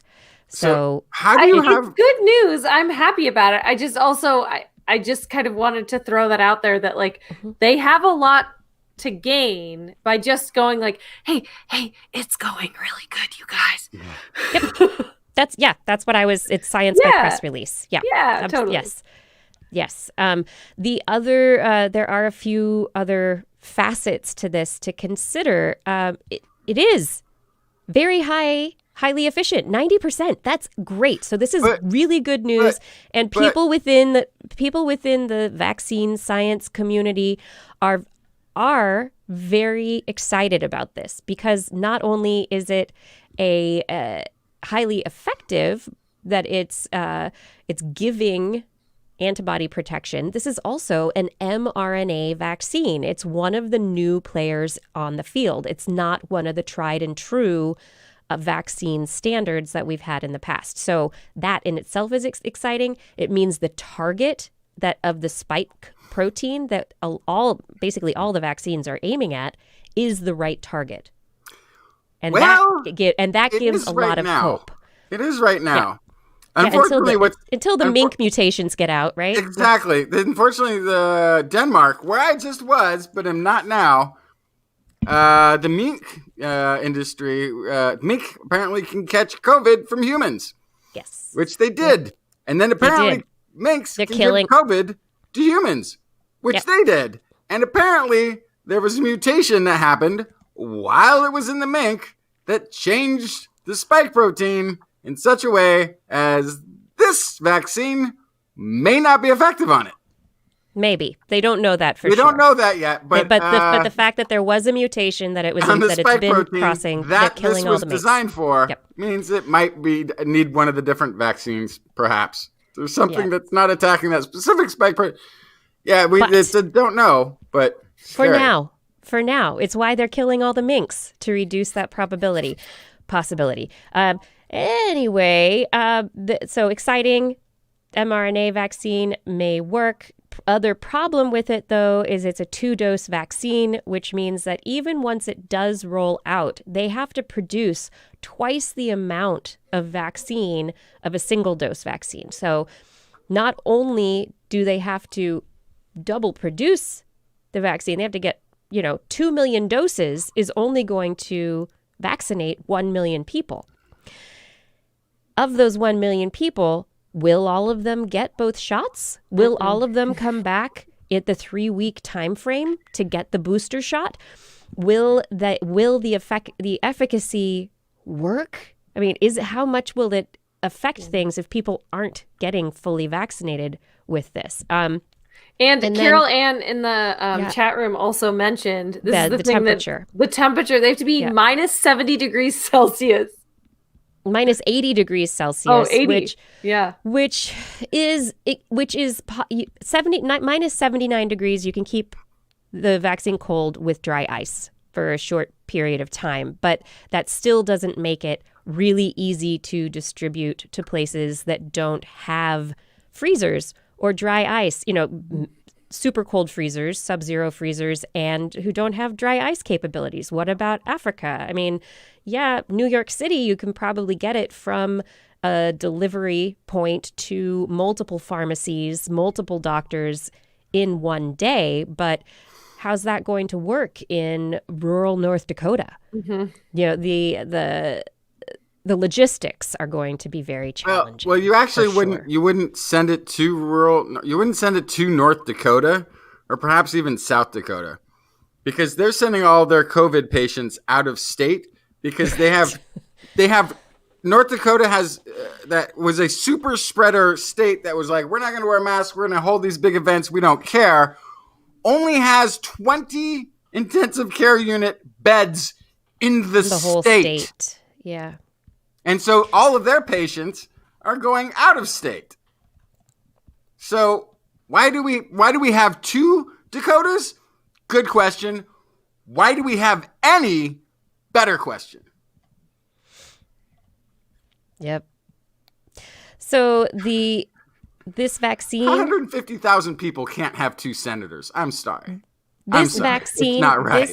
This vaccine is a positive stroke because it's this is a plus. This is in the win column, but it is premature, and don't get excited yet. I mean, hopefully by next year, maybe by next summer, maybe, but there is still a lot of time before this vaccine or any other is going to be distributed. So keep on wearing those masks and social distancing, everyone. It's not coming tomorrow. It's going to be some ways off. It's very important to be real about all this. Have grounded conversations, as Blair said. Mm-hmm. Yes. And on that note. Oh, did we reach the end of the show? Yeah, it's late. I'm tired. We did a good one. This is good. This is good. I feel very optimistic. I would like to be kind to our listeners and not keep them up too late if they're staying up late and listening along with this podcast. Kind to my co-hosts. And I would like to, let's see. Oh, I didn't come back with my Twitter result from my poll from last week. I just remembered that. Do you remember my poll from last week? Yeah. You were Would you support a shutdown? Yeah. Let's see if I can really. Should I wait until after show? I should let people know, though. Here we go. Where's my poll? I should have put the link in the notes because it is late. In the meantime, you should buy a calendar. Go to twist.org, get a calendar. Yes. You know the only thing better than getting a calendar? Getting 2 calendars? Oh, 5 calendars. 5 calendars? Well, you need one at work too. Yes. Because you got Here it is. when Friday is going to come. You have to have a reason to go into work once a month to flip your calendar. Since everyone's working from home, you see. Get it? Anyway. We have 560 votes. If COVID-19 is spiking in your area, how do you feel about lockdowns to control the spread? As it is spiking everywhere in the United States right now. It is spiking in Europe, where it's a huge deal at the moment, and local areas should be applying slowdowns, lockdowns, depending on the severity of those spikes to control the virus. We have many months to go, but there's exponential growth right now that's kind of scary. 78.2% say I'm for it. All right, let's do it. That's good enough. I don't care. I don't care what anybody else says. I got a majority. That's a win. It's a win. Lock it down. Speaking of democracy, it's very, very great. There were 14.6% who said, I have many thoughts. That was one result. 5% I'm against it, and 2.1% had other thoughts. The 14% with many thoughts. Focus. You were asked a simple question. You can choose one of 2 answers. You can think about all those other thoughts later. Black, white, up, down, heads, tails, yes, no, go. Yeah. Gaurav Sharma, total sample size, 560 individuals. I would, in the responses to this, I learned that Australia has basically, they're going to have an amazing Christmas. They're going to have a wonderful, their summer holiday, our winter holiday, because they have been locked down.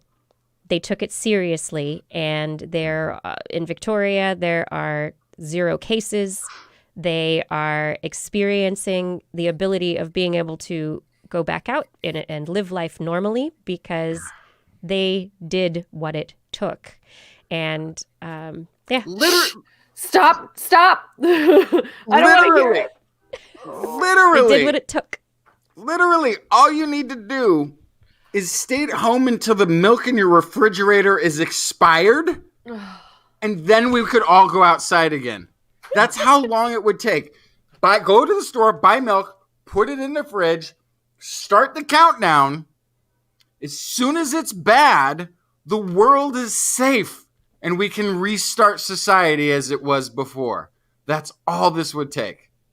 But humanity doesn't have the self-discipline to outlast milk going bad in the fridge to maintain society. Humanity Not does. worth it. Apparently the United States doesn't. But anyway, yes. So good job, Australia. Good job, Australia. Regional lockdowns have worked. And I do hope moving forward, those of us in the Northern Hemisphere who are going into the winter season, that we can get through this together. But if you voted, thanks for voting. Thanks for sharing your mind. It was very interesting. And yes, Carol Ann, I admittedly understand that a poll on Twitter is not scientific and there are many flaws, but it did turn out quite interesting. And on that note, all right, we've made it to the end of the show. We did it! Thank you for listening. Thank you all for being a part of this community. Thank you. I hope that you learned some things from Marta Zaraska about growing young. That was very fun. Yeah. How you can live to 100. It's a great book. It's a really great book and useful. I like the idea of not having to buy a gadget, but it's also nice if you hold that up again. That's a pretty thick book, and I feel like we only scratched the surface of the subjects that she's covered in this. So yeah, but she writes very often in other outlets, as she said, so you can follow her and keep learning with her as she covers all of this stuff. All right, shout outs to Fada. Thank you for your help with social media and show notes. Gord, thank you for manning the chat room. Identity4, thank you for recording the show. And thank you to our Patreon sponsors and the Burroughs Welcome Fund for their generous support of TWIS. Thank you to Chris Wozniak, Dave Bunn, Vegard Schefstad, Hal Snyder, Donathan Stiles, a.k.a. Don Stylo, John Scioli, Guillaume, John Lee, Ali Coffin, Maddie Perrin, Gaurav Sharma, Shubru, Sarah Forfar, Darwin Hannon, Donald Mundis, Stephen Alberon, Daryl Myshak, Stu Pollock, Andrew Swanson, Fred S104, Corinne Benton, Sky Luke, Paul Ronovich, Ben Bignell, Kevin Reardon, Noodles, Jack, Brian Carrington, Matt Bass, Joshua Fury, Shauna Nina Lamb, John McKee, Greg Riley, Mark Hessenflow, Gene Tellier, Steve Leisman, a.k.a. Zima, Ken Hayes, Howard Tan, Christopher Rappin, Richard, Brendan Minish, Melazon, Johnny Gridley, Flying Out, Richard Porter, Christopher Dreyer, Mark Masaros, Artyom, Greg Briggs, John Atwood, Melania as a Russian super spy, Rudy Garcia, Dave Wilkinson, Rodney Lewis, Paul, Matt Sutter, Philip Shane, Kirk Larson, Craig Landon, Mountain Sloth, Jim Drapeau, Sarah Chavez, Alex Wilson, John Ratnaswamy, Sue Doster, Jason Olds, Dave Neighbor, Eric Knapp, E.O., Kevin Parachan, Aaron Luthen, Steve DeBell, Bob Calder, Marjorie, Paul Stanton, Paul Disney, Patrick Pecoraro, Ben Rothig, Gary S., Tony Steele, Ulysses Adkins, Brian Condren, Jason Roberts, and Dave Friedel. Thank you for all of your support on Patreon. And if you are interested in supporting us on Patreon, you can go to twist.org and click on the Patreon link. It's that easy. On next week's show, we will be back Wednesday, 8 p.m., broadcasting live from our YouTube and Facebook studio channels, as well as twist.org/live.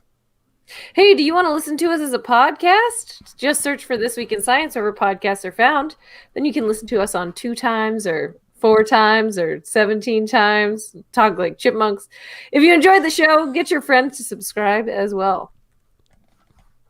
For more information on anything you've heard here today, show notes and links to stories will be available on our website, www.twist.org, and you can also sign up for our newsletter. You're really messing with them now. You can also contact us directly. Email Kirsten at kirsten@thisweekinscience.com, Justin at twistmedia@gmail.com, or Blair, me, at blairbaz@twist.org. Just be sure to put TWIS, TWIS, in the subject line, or your email will get spam filtered all the way out to a glowing moon. Ooh, pretty. You can also hit us up on the Twitter, where we are at TWIS Science, at Dr. Kiki, at JacksonFly, and at Blair's Menagerie. We love your feedback. If there's a topic you would like us to cover or address, a suggestion for an interview, a haiku that comes due tonight, please let us know. We'll be back here next week, and I think that's our 800th episode. I forgot about that. I forgot. And 800, it's coming again for more great science news and to celebrate 800 episodes of TWIS. Yeah, I'm going to have to get better internet by then. If you've learned anything from the show, remember, it's all in your head. This Week in Science. This Week in Science. This Week in Science. This Week in Science, it's the end of the world. So I'm setting up shop, got my banner unfurled. It says the scientist is in, I'm gonna sell my advice. Show them how to stop the robots with a simple device. I'll reverse global warming with a wave of my hand. And all it'll cost you is a couple of grand. 'Cause this week's science is coming your way. So everybody listen to what I say. I use the scientific method for all that it's worth. And I'll broadcast my opinion all over the earth. 'Cause it's This Week in Science. This Week in Science. This Week in Science. Science. Science. This Week in Science. This Week in Science. This Week in Science. Science. Science. Science. Science. I've got one disclaimer and it shouldn't be news. That what I say may not represent your views. But I've done the calculations and I've got a plan. If you listen to the science, you may just yet understand that we're not trying to threaten your philosophy. We're just trying to save the world from jeopardy. Jeopardy. Jeopardy. And And this week in science is coming your way.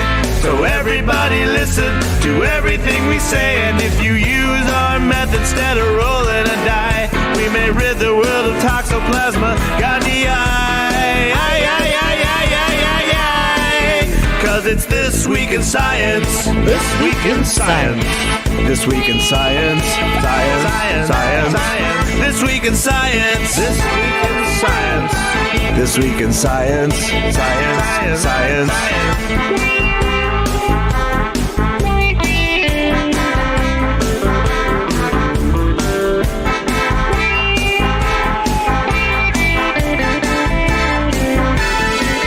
Got a laundry list of items I want to address, from stopping global hunger to dredging Loch Ness. I'm trying to promote more rational thought, and I'll try to answer any question you've got. So how can I ever see the changes I seek when I can only set up shop 1 hour a week? This Week in Science is coming your way. You better just listen to what we say. And if you've learned anything from the words that we said, then please just remember it's all in your head. Cause it's This Week in Science. This Week in Science. This Week in Science. Science. Science. Science. This Week in Science. This Week in Science. This Week in Science. Science. Science. This Week in Science. This Week in Science. This Week in Science. This Week in Science. This Week in Science. This Week in Science. This Week in Science. This Week in Science.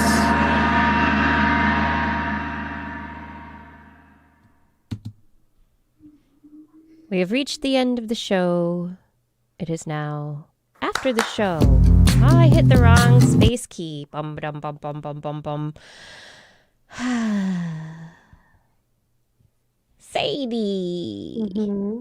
Sadie. This weekend was her adoptiversary. We've had her for a year. Oh. Yeah. She's such a big girl now.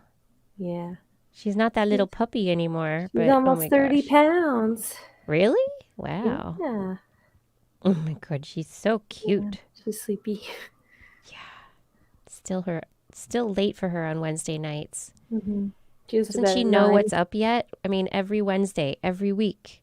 Yeah. Sadie, Sadie, Sadie. Oh, are you caught on my headphones? She's so cute. She's a good girl. Dun, dun, dun, dun, dun. Oh, there's Justin. He can come back now. There you are. Hello. Hello. Hello. And just seeing Gaurav Sharma's response to your comment about staying home as long as until the milk rots. Yeah. He says, what if it's almond milk? We would be home for months. Even better.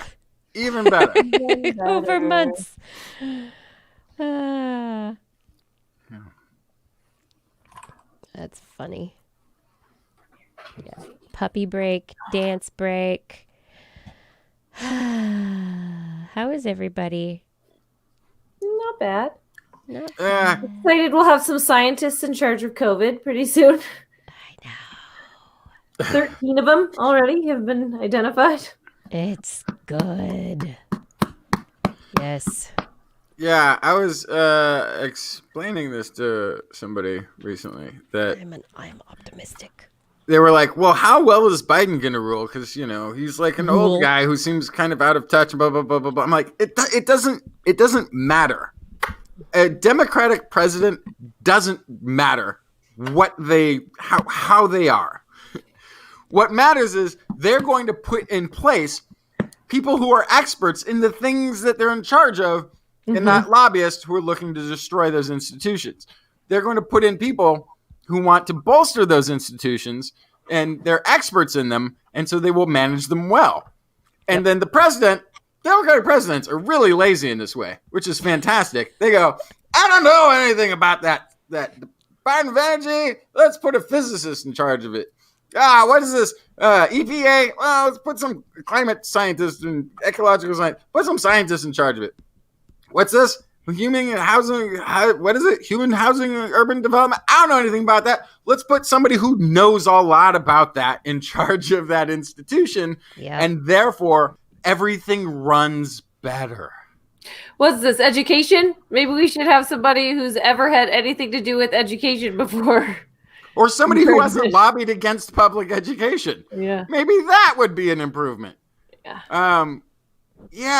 That's the thing. It's like, it, in a weird way, I have zero confidence in Biden's ability to actually take on any single one of these issues that I think are going to be prescient in our future. And I have every confidence that he won't try to be in charge and micromanage he won't get every in the one way. of those things. Yeah.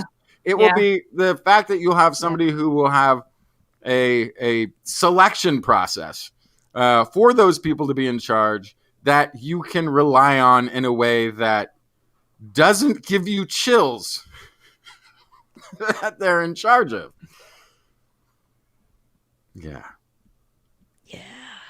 Caroline, things have been broken for the last 4 years. It would be good. It would be nice to not have things being broken on purpose. There's a whole weird, like, flag hugging, waving thing that happens on one side of our political spectrum that at the same time seems hell-bent on destroying America at its core. And I've never really understood. It hasn't always been this way either. It's rather a 20-year phenomenon, though. I guess that's a while. So one thing that I find really interesting, just observing the dialogue that's going on. So 4 years ago, when the election was happening and they were counting the votes, and there wasn't a count that was in on election night. That didn't happen on election night. Never happened. It never happens on election night. The conservative media was talking about Democrats not believing in democracy, and Democrats were going to be fighting the vote, and Democrats are against the way our government works. And I am watching the same dialogue happen on the more liberal media outlets now. It's just the exact same messages, the exact same words are being said, but it's like when Bush won his second when Bush won his second term, the left media was full of what about these ballots? There were ballots found in a trash can and this one district and wherever, and it is but I'm okay with that. I'm actually literally okay with that being a thing, because I do think you should have. I didn't like the fact that the guy who was in charge of Diebold, which makes ATM machines, was the head of that company. That company was then making voting machines, and he was Secretary of State or something in Ohio and had promised the election to Bush. You shouldn't have that close of a connection between person making voting machines and government.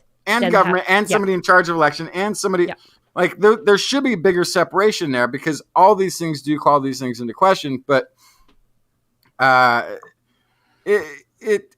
it's a messy system. It's always a messy system. I didn't like the last election. I totally agreed with the result in terms of that was democracy. I thought the Democrats had around a very damaged person who shouldn't have gotten through the primary, and it was just a mistake to begin with. I'm not going to talk about, I don't want to talk about that aspect of it, but I think just in terms, not in terms of who was running or any of that, but just in terms of the system itself and how it works. There, in the last 50 years, there has been, we've talked about it before, there's less than 1% of voter fraud that's been proven in the last 50 years. It's this very minuscule number of votes compared to the millions of ballots that get processed. And the fact that every election somebody's calling fraud, somebody's trying to, discredit. And I don't think I've ever had. I haven't heard about the same party asking to stop count in one state and continue count in another state. In another state, pretty wild. Yeah. I also feel like this is maybe kind of a radical thing to say, perhaps. But this whole idea too that like ballots came in a few hours late, and they're counting ballots that came in late. I don't care. Every American should have a vote if they want to vote. And if it came in a couple hours late, I don't care. Count it. Yeah. But I mean, if it fits within the rules of it was mailed or postmarked before the date, I say I don't even care about that. Or if somebody was standing in line and they were slow and the ballots didn't get closed, the boxes didn't get closed and delivered to the right place for a few hours, fine. It's fine. Those votes are still valid. Yeah. They're still votes. Yeah. So yeah, there's a bunch of fun stuff that happened. One was like they need to stop the voting, even though actually the voting had ended and they were counting. So then that got fixed to stop the counting, which then people had to point out, well, that would mean you lost because you're not ahead now. But I think the defining moment of not just this election. But the last 4 years is the president's lawyer, who was the former mayor of a large city in America, held a press conference in front of a garage door of a landscaping company because somebody accidentally booked the Four Seasons landscaping company instead of the Four Seasons luxury hotel because of just ineptitude. Starts saying that they're ahead, they're winning, and there's been some fraud, but they're still going to win. And then somebody tells them, actually, the election's been called the other way, makes an appeal to God. Yeah. And then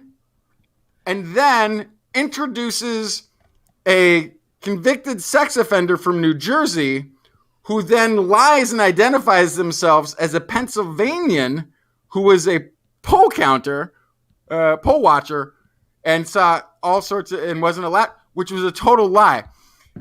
Like that whole like series of events culminating together in this tight little couple of minute TV spot absolutely epitomized everything that's happened in the last 4 years. Yeah.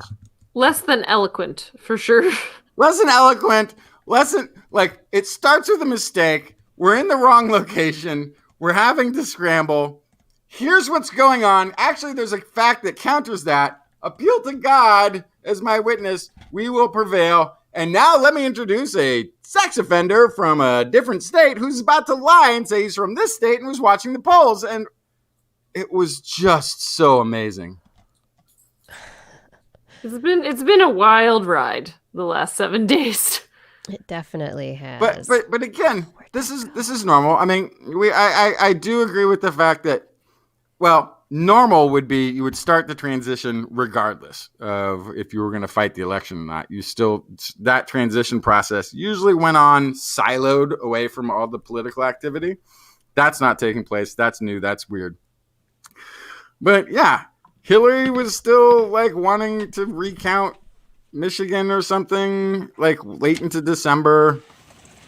Gore v. Bush went on for months after. In fact, Bush called and conceded, or Gore called and conceded, and then called back. And then called back an hour later, and was like, "I'm conceded because there's something I'm going to wait." And then it's fine that it's messy. It should be messy. It shouldn't be. It shouldn't be a knee-jerk reaction to the initial numbers. I think one of the stories that I always found, I mean, that one was a landslide, but Jimmy Carter conceded it before like the California polls had closed because things were going so badly. He was just like, I quit it. All right, that's it. I'm done. Yep. But But what is very odd is getting to the point where there seems to be... Well, okay. So one of the theories of why there is foot dragging is that they don't want to anger the impotent child because they still want him to come out and support the Senate candidates in Georgia, which are going to be voting in like January or they're doing a recount now, but they still need to do a runoff election. There's a runoff election, yeah, which is going to happen like early January or something, and they want Trump to bring out the vote that he's brought out because they realize like we did really well in the down ballot because of you and how polarizing you were, even though you didn't get those votes. A lot of our people did. A lot of down. There's another reason, Justin. And that is that they're fundraising right now to fight the campaign results, but the majority of those funds are actually going to retire debt from the election. Yeah. Yes. So if he calls it now, they can't fundraise anymore to fight the election. That's true. That's also a big part. Because he's such a good businessman, is the thing. It's, whatever. This is a bit of TWIS After Dark we're having right now. Well, these elections come about at least once every 4 years, so we don't do this a lot. No, here's my whole thing about America. America, here's you my listening? whole thing.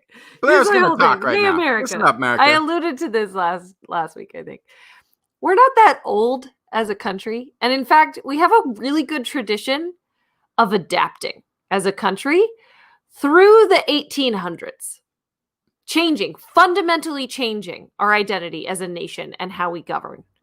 Happened throughout the 1800s. And then all of a sudden, the history and like laws of how the United States governs Wait a second. Became like the rule of law, and you can't touch it. Okay, something's very sus about what you just said. Wait, what were we doing throughout the 1800s? I mean, it happened. There were certain events that caused certain things to change. War. We had a civil war, but before that, no. Before that, right? We had the whole situation where, my U.S. history is so bad. But it wasn't the Articles of Confederation, but there was a whole thing where where from the Four Seasons right now. That's beautiful. Yeah, I know. But no. I mean, how about just? It's really good. How about when's the last time we added an amendment? I'm just saying, like, we added an amendment to make alcohol illegal, and then added an amendment to say, never mind, it's legal again. My point is, there's plasticity built into this stuff. Oh, totally. But now there's this new way of looking at it, like, we can't touch the Constitution. We can't change how things work. And it's like... It's not a new way of looking at it, though, Blair. It's been like it's like we were talking, like Justin was talking about the Bible earlier, right? Yeah. There are different ways of interpreting the original document. And there are some people who are originalists, and they think that everything that was written down, the way that they believe is what was written down by the founders of our country is doctrine, and that we should never change it, and that's the way it should be. Never mind that we've added amendments and done all these other things, right?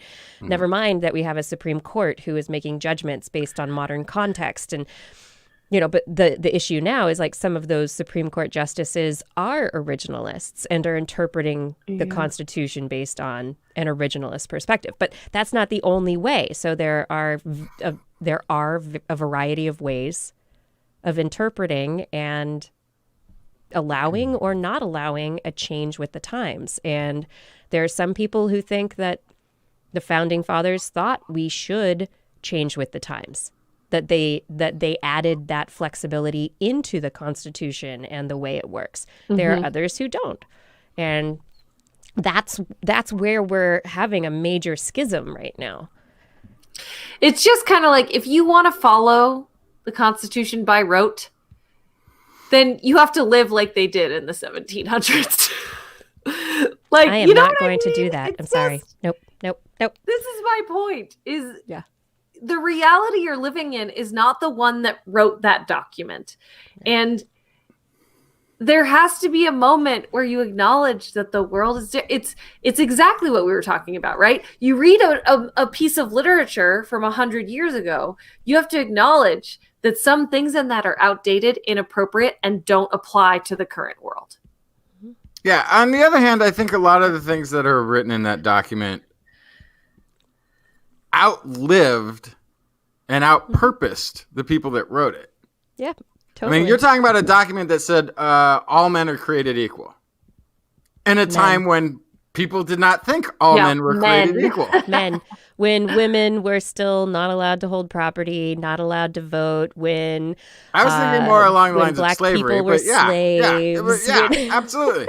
Yeah, I mean, so but you look at the writing of this document, you must feel like, okay, Oh, apparently the very literate, articulate ones were the progressives who were like, okay, this might take a while. They're probably thinking this is going to take 20 years to kick in, but I'm going to write it in this way anyway. It took a little longer. It took a lot longer for a lot of that stuff to come to fruition. But the document itself actually was higher inspirational and more effective, I think, than the people that a lot of the people that signed it. So, yep. I do have a big amount of love for the founding father documents in that way. I think they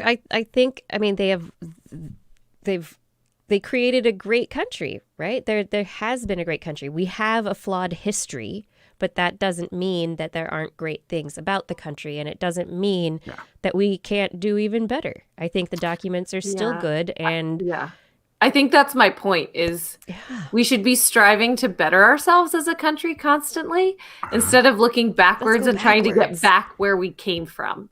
And I think that's the part that is especially frustrating to me. Like, for example, the Electoral College. It happened for a reason. Does that reason still exist? Could it be adjusted? Could it be changed? No. Could it be removed? It can't. It can't until you get rid of 2 Dakotas with a combined voting population of 350,000 people having 4 senators. Well, this is my other problem, right? Until something like that gets corrected, nothing else can be fixed. We didn't get the 50th state until what, like 19... Oh gosh, it was like 1970 something. I think was the last state, right? Hawaii, right? Is that the last one? Yeah. But this is my point: is like DC should be its own state.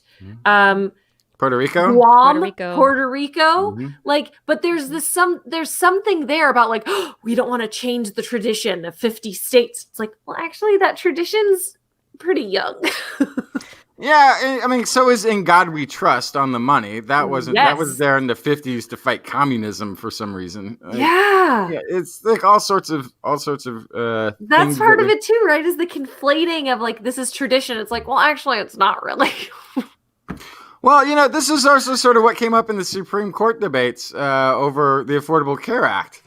There was all this, they've been trying to tear it down, and they're like, okay, on what grounds? Well, the grounds you brought this time actually conflict with the grounds you brought last time. And actually, so, you can, yeah. I think part of the problem America has is they don't have a lot of good insight into what is taking place in other countries. I think that's There are nations that are doing better with a lot of things. I've talked about this quite a bit.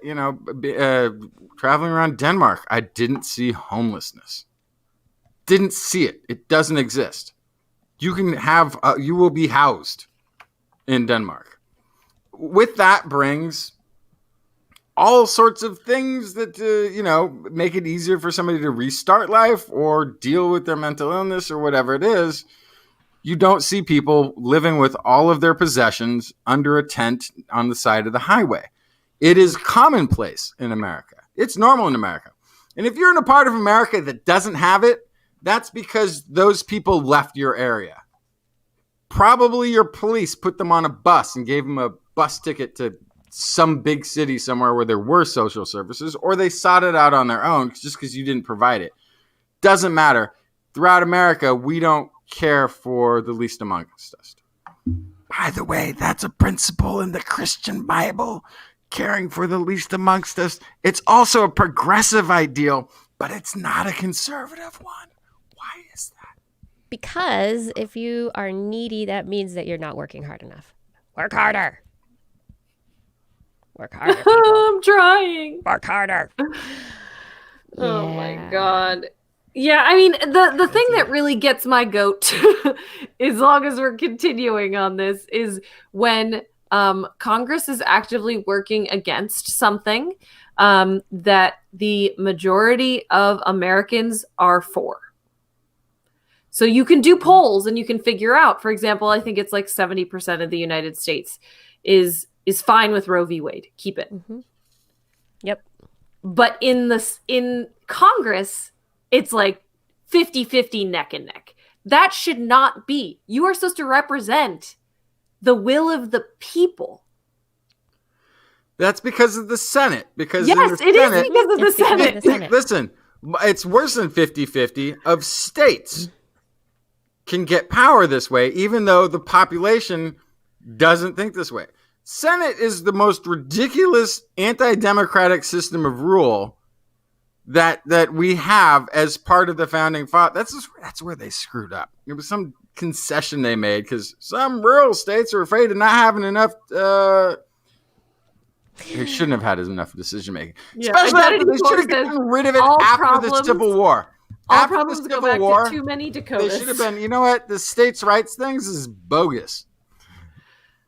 My favorite recently is it's a Mississippi Republican who's been calling for his state to succeed from the Union. Oh, good. Succeed. Yes, SUCCEE. Let's succeed from the Union. Oh my God. If you can't spell it, don't do it. Don't do it. Am I right? Don't do it. That's like a good rule of thumb for all of life. If you can't spell it, don't do it. Dude. Yipes. Yeah, well, that's the other thing about Washington. I typed this in the chat room, but Washington, D.C., Puerto Rico, and Guam likely to all give Democratic senators to the Senate, which is likely why it's not happening also, is that it would create a pretty sizable shift in how some of things work. So I think Very that's sizable. a big part of the reason it's not happening. Yeah. But Yeah. I'm just a Californian over here in my little bubble. No. It's fair, though. I mean, in the last 28 years, is it the last 28 years? There's been one 4-year presidential term that had a majority vote for a Republican president. Yeah. I think you're right. Something's wrong with that system. Yeah. That there were 12 years of Republican presidency, and only 4 of those years had a majority vote. Mm-hmm. Why are these people getting power still? I don't understand. Yeah, it's pretty wild. Broken system. And that's and this is by the way, in case anybody thinks that I'm a Democrat, I am left of the Democrats. And US does need a good parliamentary system. We do need to be able to have a third party system that doesn't immediately transfer power over to this minority thinking group to give them control. I'm left with Democrats. Ranked voting. Ranked voting is ranked scary. choice could help. That's scary. At least with the primaries. I think it would help with the primaries, first of all. Okay. But I also think that in a presidential election, a third or even fourth party candidate could gain traction enough to get on the ballot if it was a ranked choice system and it would not risk what would happen, what people are afraid of doing by voting third party.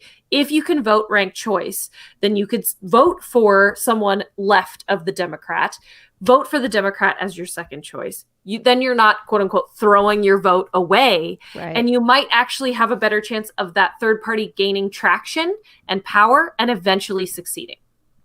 Yeah. And then it's not just a specific pitting one side against the other when it's very obvious that there are multiple groups, multiple political identities and groups within the United States that are not being represented. Like this, right now, the Democratic Party is hemorrhaging internally because center Democrats or Democrats who are on the right end of Democrats, the progressives don't like them, and people are like, well, those Democrats should just be Republicans, and then Republicans have gone really far right, and now it's just really confusing. There's all these groups battling with each other, and I'm just like, I mean, I just want what I want. Yeah, and I like being able to vote for what I want, but this whole having to stick to these two parties that don't necessarily represent you. Like, even looking at like the Green Party, which I would think I should like the Green Party. The candidates suck. Like I should like this, this other whatever party, the People's Party. That sounds great. No, okay, don't like that either. Like there's none of the parties. You can't fit yourself into them. Yeah. It's just So ridiculous. the problem with the Democratic Party is that it has this idea of being centrist and wants to be in the middle. Reaching across the aisle. And so every time it does that, Yeah. the Republicans have to move further right. And it's fine because the Democrats move to the Democratic Centralist Party today is what Republicans were 20 Used years to ago. be. Yes. Yeah. So I know, it's the wild. progressive wing, which actually got them the blue wave, but was sort of shut out from being at the forefront this time. Guess what? Down ballot, we lost. Guess what? Pushing out the progressives that got the blue wave from having... Lost. Yeah. Learn from your mistakes. Democrats can't. The Democratic Party it's too big of a tent. It's too big of a tent. Yeah, it's a big... I think that's a fair point, too, is that a lot of people, if they really did encompass the far, far left, like they would want to, all the way up to that center position, the spread is very, very wide. Really and I wide. I think you're exactly right, Justin. They're afraid of going too far to the extreme because they'll lose that center part of the tent. And by staying in the center, they disenfranchise, but don't lose as many as the far left because the people on the far left have more to lose by not supporting the Democrats because we have a two-party system. And so, then to your point about the. Totally, I'm getting tired and forgetting things. but to your point, Blair, about the never mind. I forgot. Rank choice. No, it was before that. It was. I had this great thought and I totally lost it. It just went. Never mind, keep talking. Extra states. Oh no. Yes. Oh. No, about like well, anyway, progressives. It's not just progressive views that are interested in healthcare for everybody, insurance for everybody. Medicare for all is a majority view. Like at this point, there are more Americans who would like Medicare for all who appreciate that than there are not on both, like all around. Yeah. Democrats, Republicans, like people are like, yeah, I want insurance. That's nice. I like that. So it's not a progressive. It shouldn't be a progressive talking point. And the fact that centrist Democrats are like, no, we're not gonna do Medicare for all. We're not gonna go there. Like, yeah, and then you lose. Okay. I mean, it's such utter ridiculousness. You just won the blue wave based on that promise, and you didn't bring it on the next round of fighting. And so all of those people who might go, you know what? I am a racist. Normally, I vote for the most racist candidate I can, Man, I would love some healthcare, and I got a couple of kids about to head to college. It'd be nice to not have to go to debt for that. You might actually pull. Oh, that's like the one thing you could think. Somebody might vote completely in their best interest. Yeah. But instead, you got, they're not going to do anything different on any of these things for me. I'll just go with the racist guy. It'll be fine. Did I tell you guys what happened with my healthcare for the month of November? Because it's quite a story. So I changed jobs, right? Did you do Cobra? So let me tell you about Cobra, right? So I changed jobs, and I had most people have a pretty long probationary period before they can get on their health care with their job. Yeah. This job I'm going into is really nice. There's only a month lapse, right? But I still have this month lapse, and you're not supposed to have a lapse in coverage, right? And so they offered me Cobra, but guess how much Cobra is for my last job's health insurance? Oh, just $800 for the month. So then I call my medical provider and I'm like, may I please enroll in your cheapest plan for this month? Surely it is less than $800. And they said, oh, it's not open enrollment right now. Yeah, you can't. So you can't. We can enroll you, but it would start January 1st. Yeah. And I'm like, okay, typical. So this is Blair's first time ever encountering this. I know. That's very normal. So this is so normal for people, Blair. But the system's so broken. So then, it is. Oh my God. So then, but you're telling me if I don't have health care for the month of November, I'll get a tax penalty. No, actually you won't. So you what? But like, you don't want a lapse in coverage. And so also, if I get hurt in the month of November, I'll suddenly owe the hospital like $50,000. Great. Okay. So I need to figure this out. So I have like 4 different phone calls. Imagine if I like worked several jobs and had children, how this would go, because I spent a week figuring this out. Okay. So then finally I get someone on the phone from Covered California. Right. And they go, oh, okay, we can get you on this plan. But because the job you're going into has whatever salary, you don't qualify for our cheapest plan. So you can sign up for healthcare for $400 for the month. I'm like, well, that's better than $800, but that's still $400 freaking dollars. Like, what is okay? So then, and that's Covered California. By the way, that was the price of healthcare in 2000. That was going up 10 to 20% per year.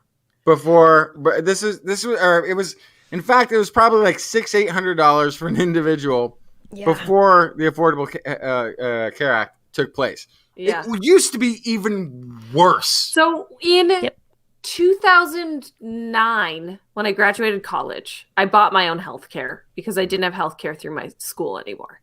And I was paying as a 22-year-old healthy female, because that counts for your insurance premiums for some reason. I was paying like $250 a month, which for someone making minimum wage, which was at the time $10 an hour, that was a lot of money. No, it was $8 an hour I was making at that time, I think. But so that was a lot of money. But I paid it because I was afraid of what would happen if I got hurt and I didn't have healthcare. But anyway, so what ended up happening with me was that then I got married and my husband works for a healthcare company. So I was like, oh, maybe I can get on his healthcare. So it took like 6 more phone calls and a bunch of stuff to try to get on his healthcare, which then we had to like fax them a copy or scan them a copy of the marriage certificate and get on the phone with someone else and all this kind of stuff. And finally they're like, okay, we can get you on here. We think we'll let you know in a few days. So then I had to like wait with bated breath, not pay my Covered California premium, not handle any stop crossed. Yeah. So I just like waiting. Finally figured out I got on his healthcare. So then I go to try to cancel my Covered California coverage. And they go, oh, it's too late. You have to pay us $400. And I was like, what? Yeah. Which thankfully I spent several hours I escalated the claim, talked to some managers, explained the situation, explained how I was told by several people that I would not have to pay previously, and now they're telling me that I had to pay. And eventually it all got sorted out, but I was like, no wonder people go without healthcare. No wonder people are pissed. No wonder people don't know how to get on healthcare. And no wonder people can't afford it. Because, like, also, again, no wonder the middle class is encouraged to not leave their job, even though most of the time when you leave your job, you end up making more money because you're guaranteed to have a lapse in healthcare if you change jobs willfully. Yeah. Or you have to pay for your healthcare yourself. Like, I can't, that was just, I was in shock. I don't know why I've never had to deal with that in that way before. I'm trying to remember. I must have just like lucked into doing it during an open enrollment period in the past, or they've changed the rules. And not realized it or something. Well, they might have changed the rules. I've never been able to afford Cobra. It's always so much money. A scary thing before the Obamacare, Affordable Care Act, whatever you want to call it. And this came up actually during the, somebody should have corrected the lawyer who was saying, like, you know, is it okay for the government to tell citizens what type of healthcare they must purchase? Isn't that making them, forcing a consumer action upon them? Problem is, healthcare was not defined before Obamacare, meaning you could pay that $400 a month and think you're covered because you're paying $400 a month for healthcare. Oh, yeah, except it doesn't cover these drugs, this type of treatment, this being in the hospital. You're not actually got to pay out of pocket to see a doctor. It could actually cover nothing that you need for your healthcare. Yeah, and you'd be paying because it was undefined. You're fine. Yeah, undefined. And what that horrible claim of, you know, if you like your doctor, you can keep your doctor.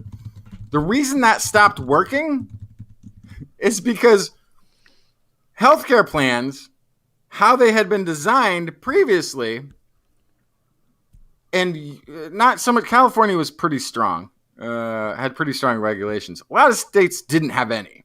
So there were states where you could be paying $400 a month and didn't cover your pregnancy.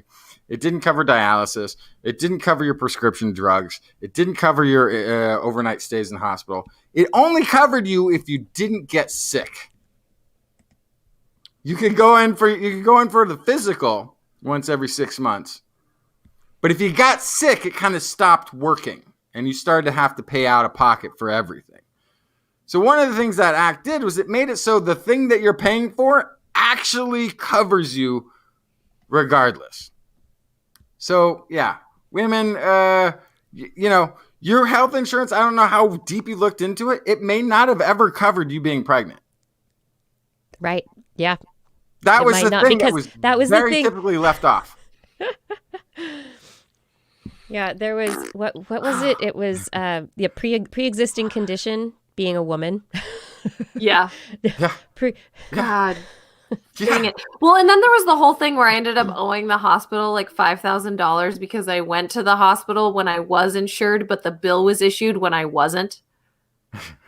Yeah. So that was fun. I spent the next several years paying that off. Whoa. Yeah.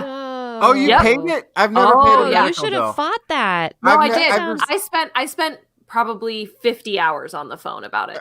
Whoa. Okay. Well, and they were like, it's in the fine print. You should have read the fine print. It's one thing that I learned a long time ago. It's one thing I learned a really long time ago is that if you don't pay a medical bill, it eventually just goes away. They don't do collections on medical bills like they do if you ran up your credit card debt, because everybody knows that system's broken.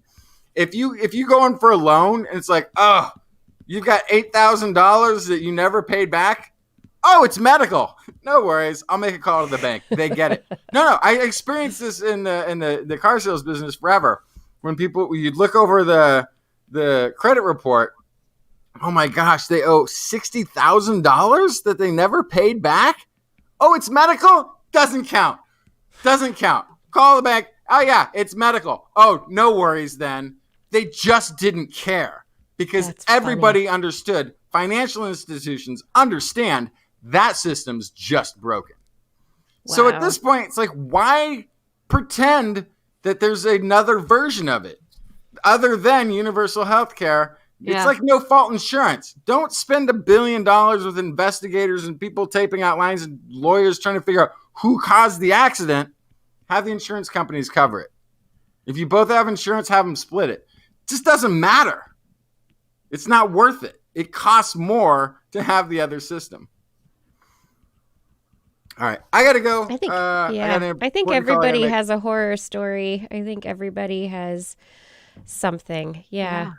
I need Blair? to go to sleep too. Blair? Yeah. Yes. Yeah. Blair, say Yeah. goodnight, Blair. Good night, Blair. Say good night, Justin. Good night, Justin.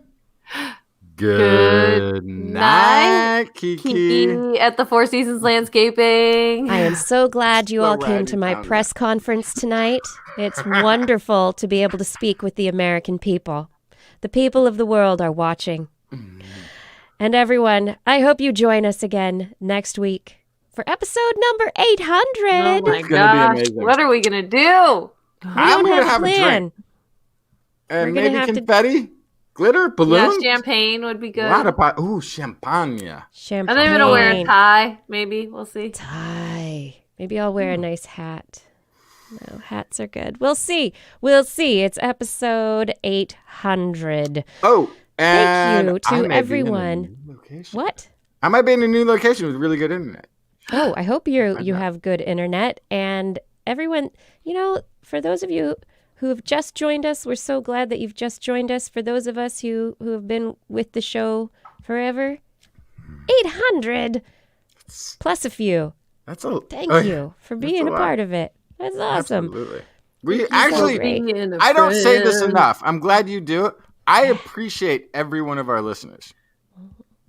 I love that you're on this journey with us. And you. Oh, and you. And you. Are you guys saying me, or are you talking? Because I feel like that's No, what I'm you're talking saying. to our listeners, Justin. No, I feel Shush. like you're both saying me. Oh, This is between me and the listeners. okay. Thank I'll you go. for being I'll get a out of the way. friend. Good night, everybody. Traveled around the world and back again. Where are you getting these old? Good night.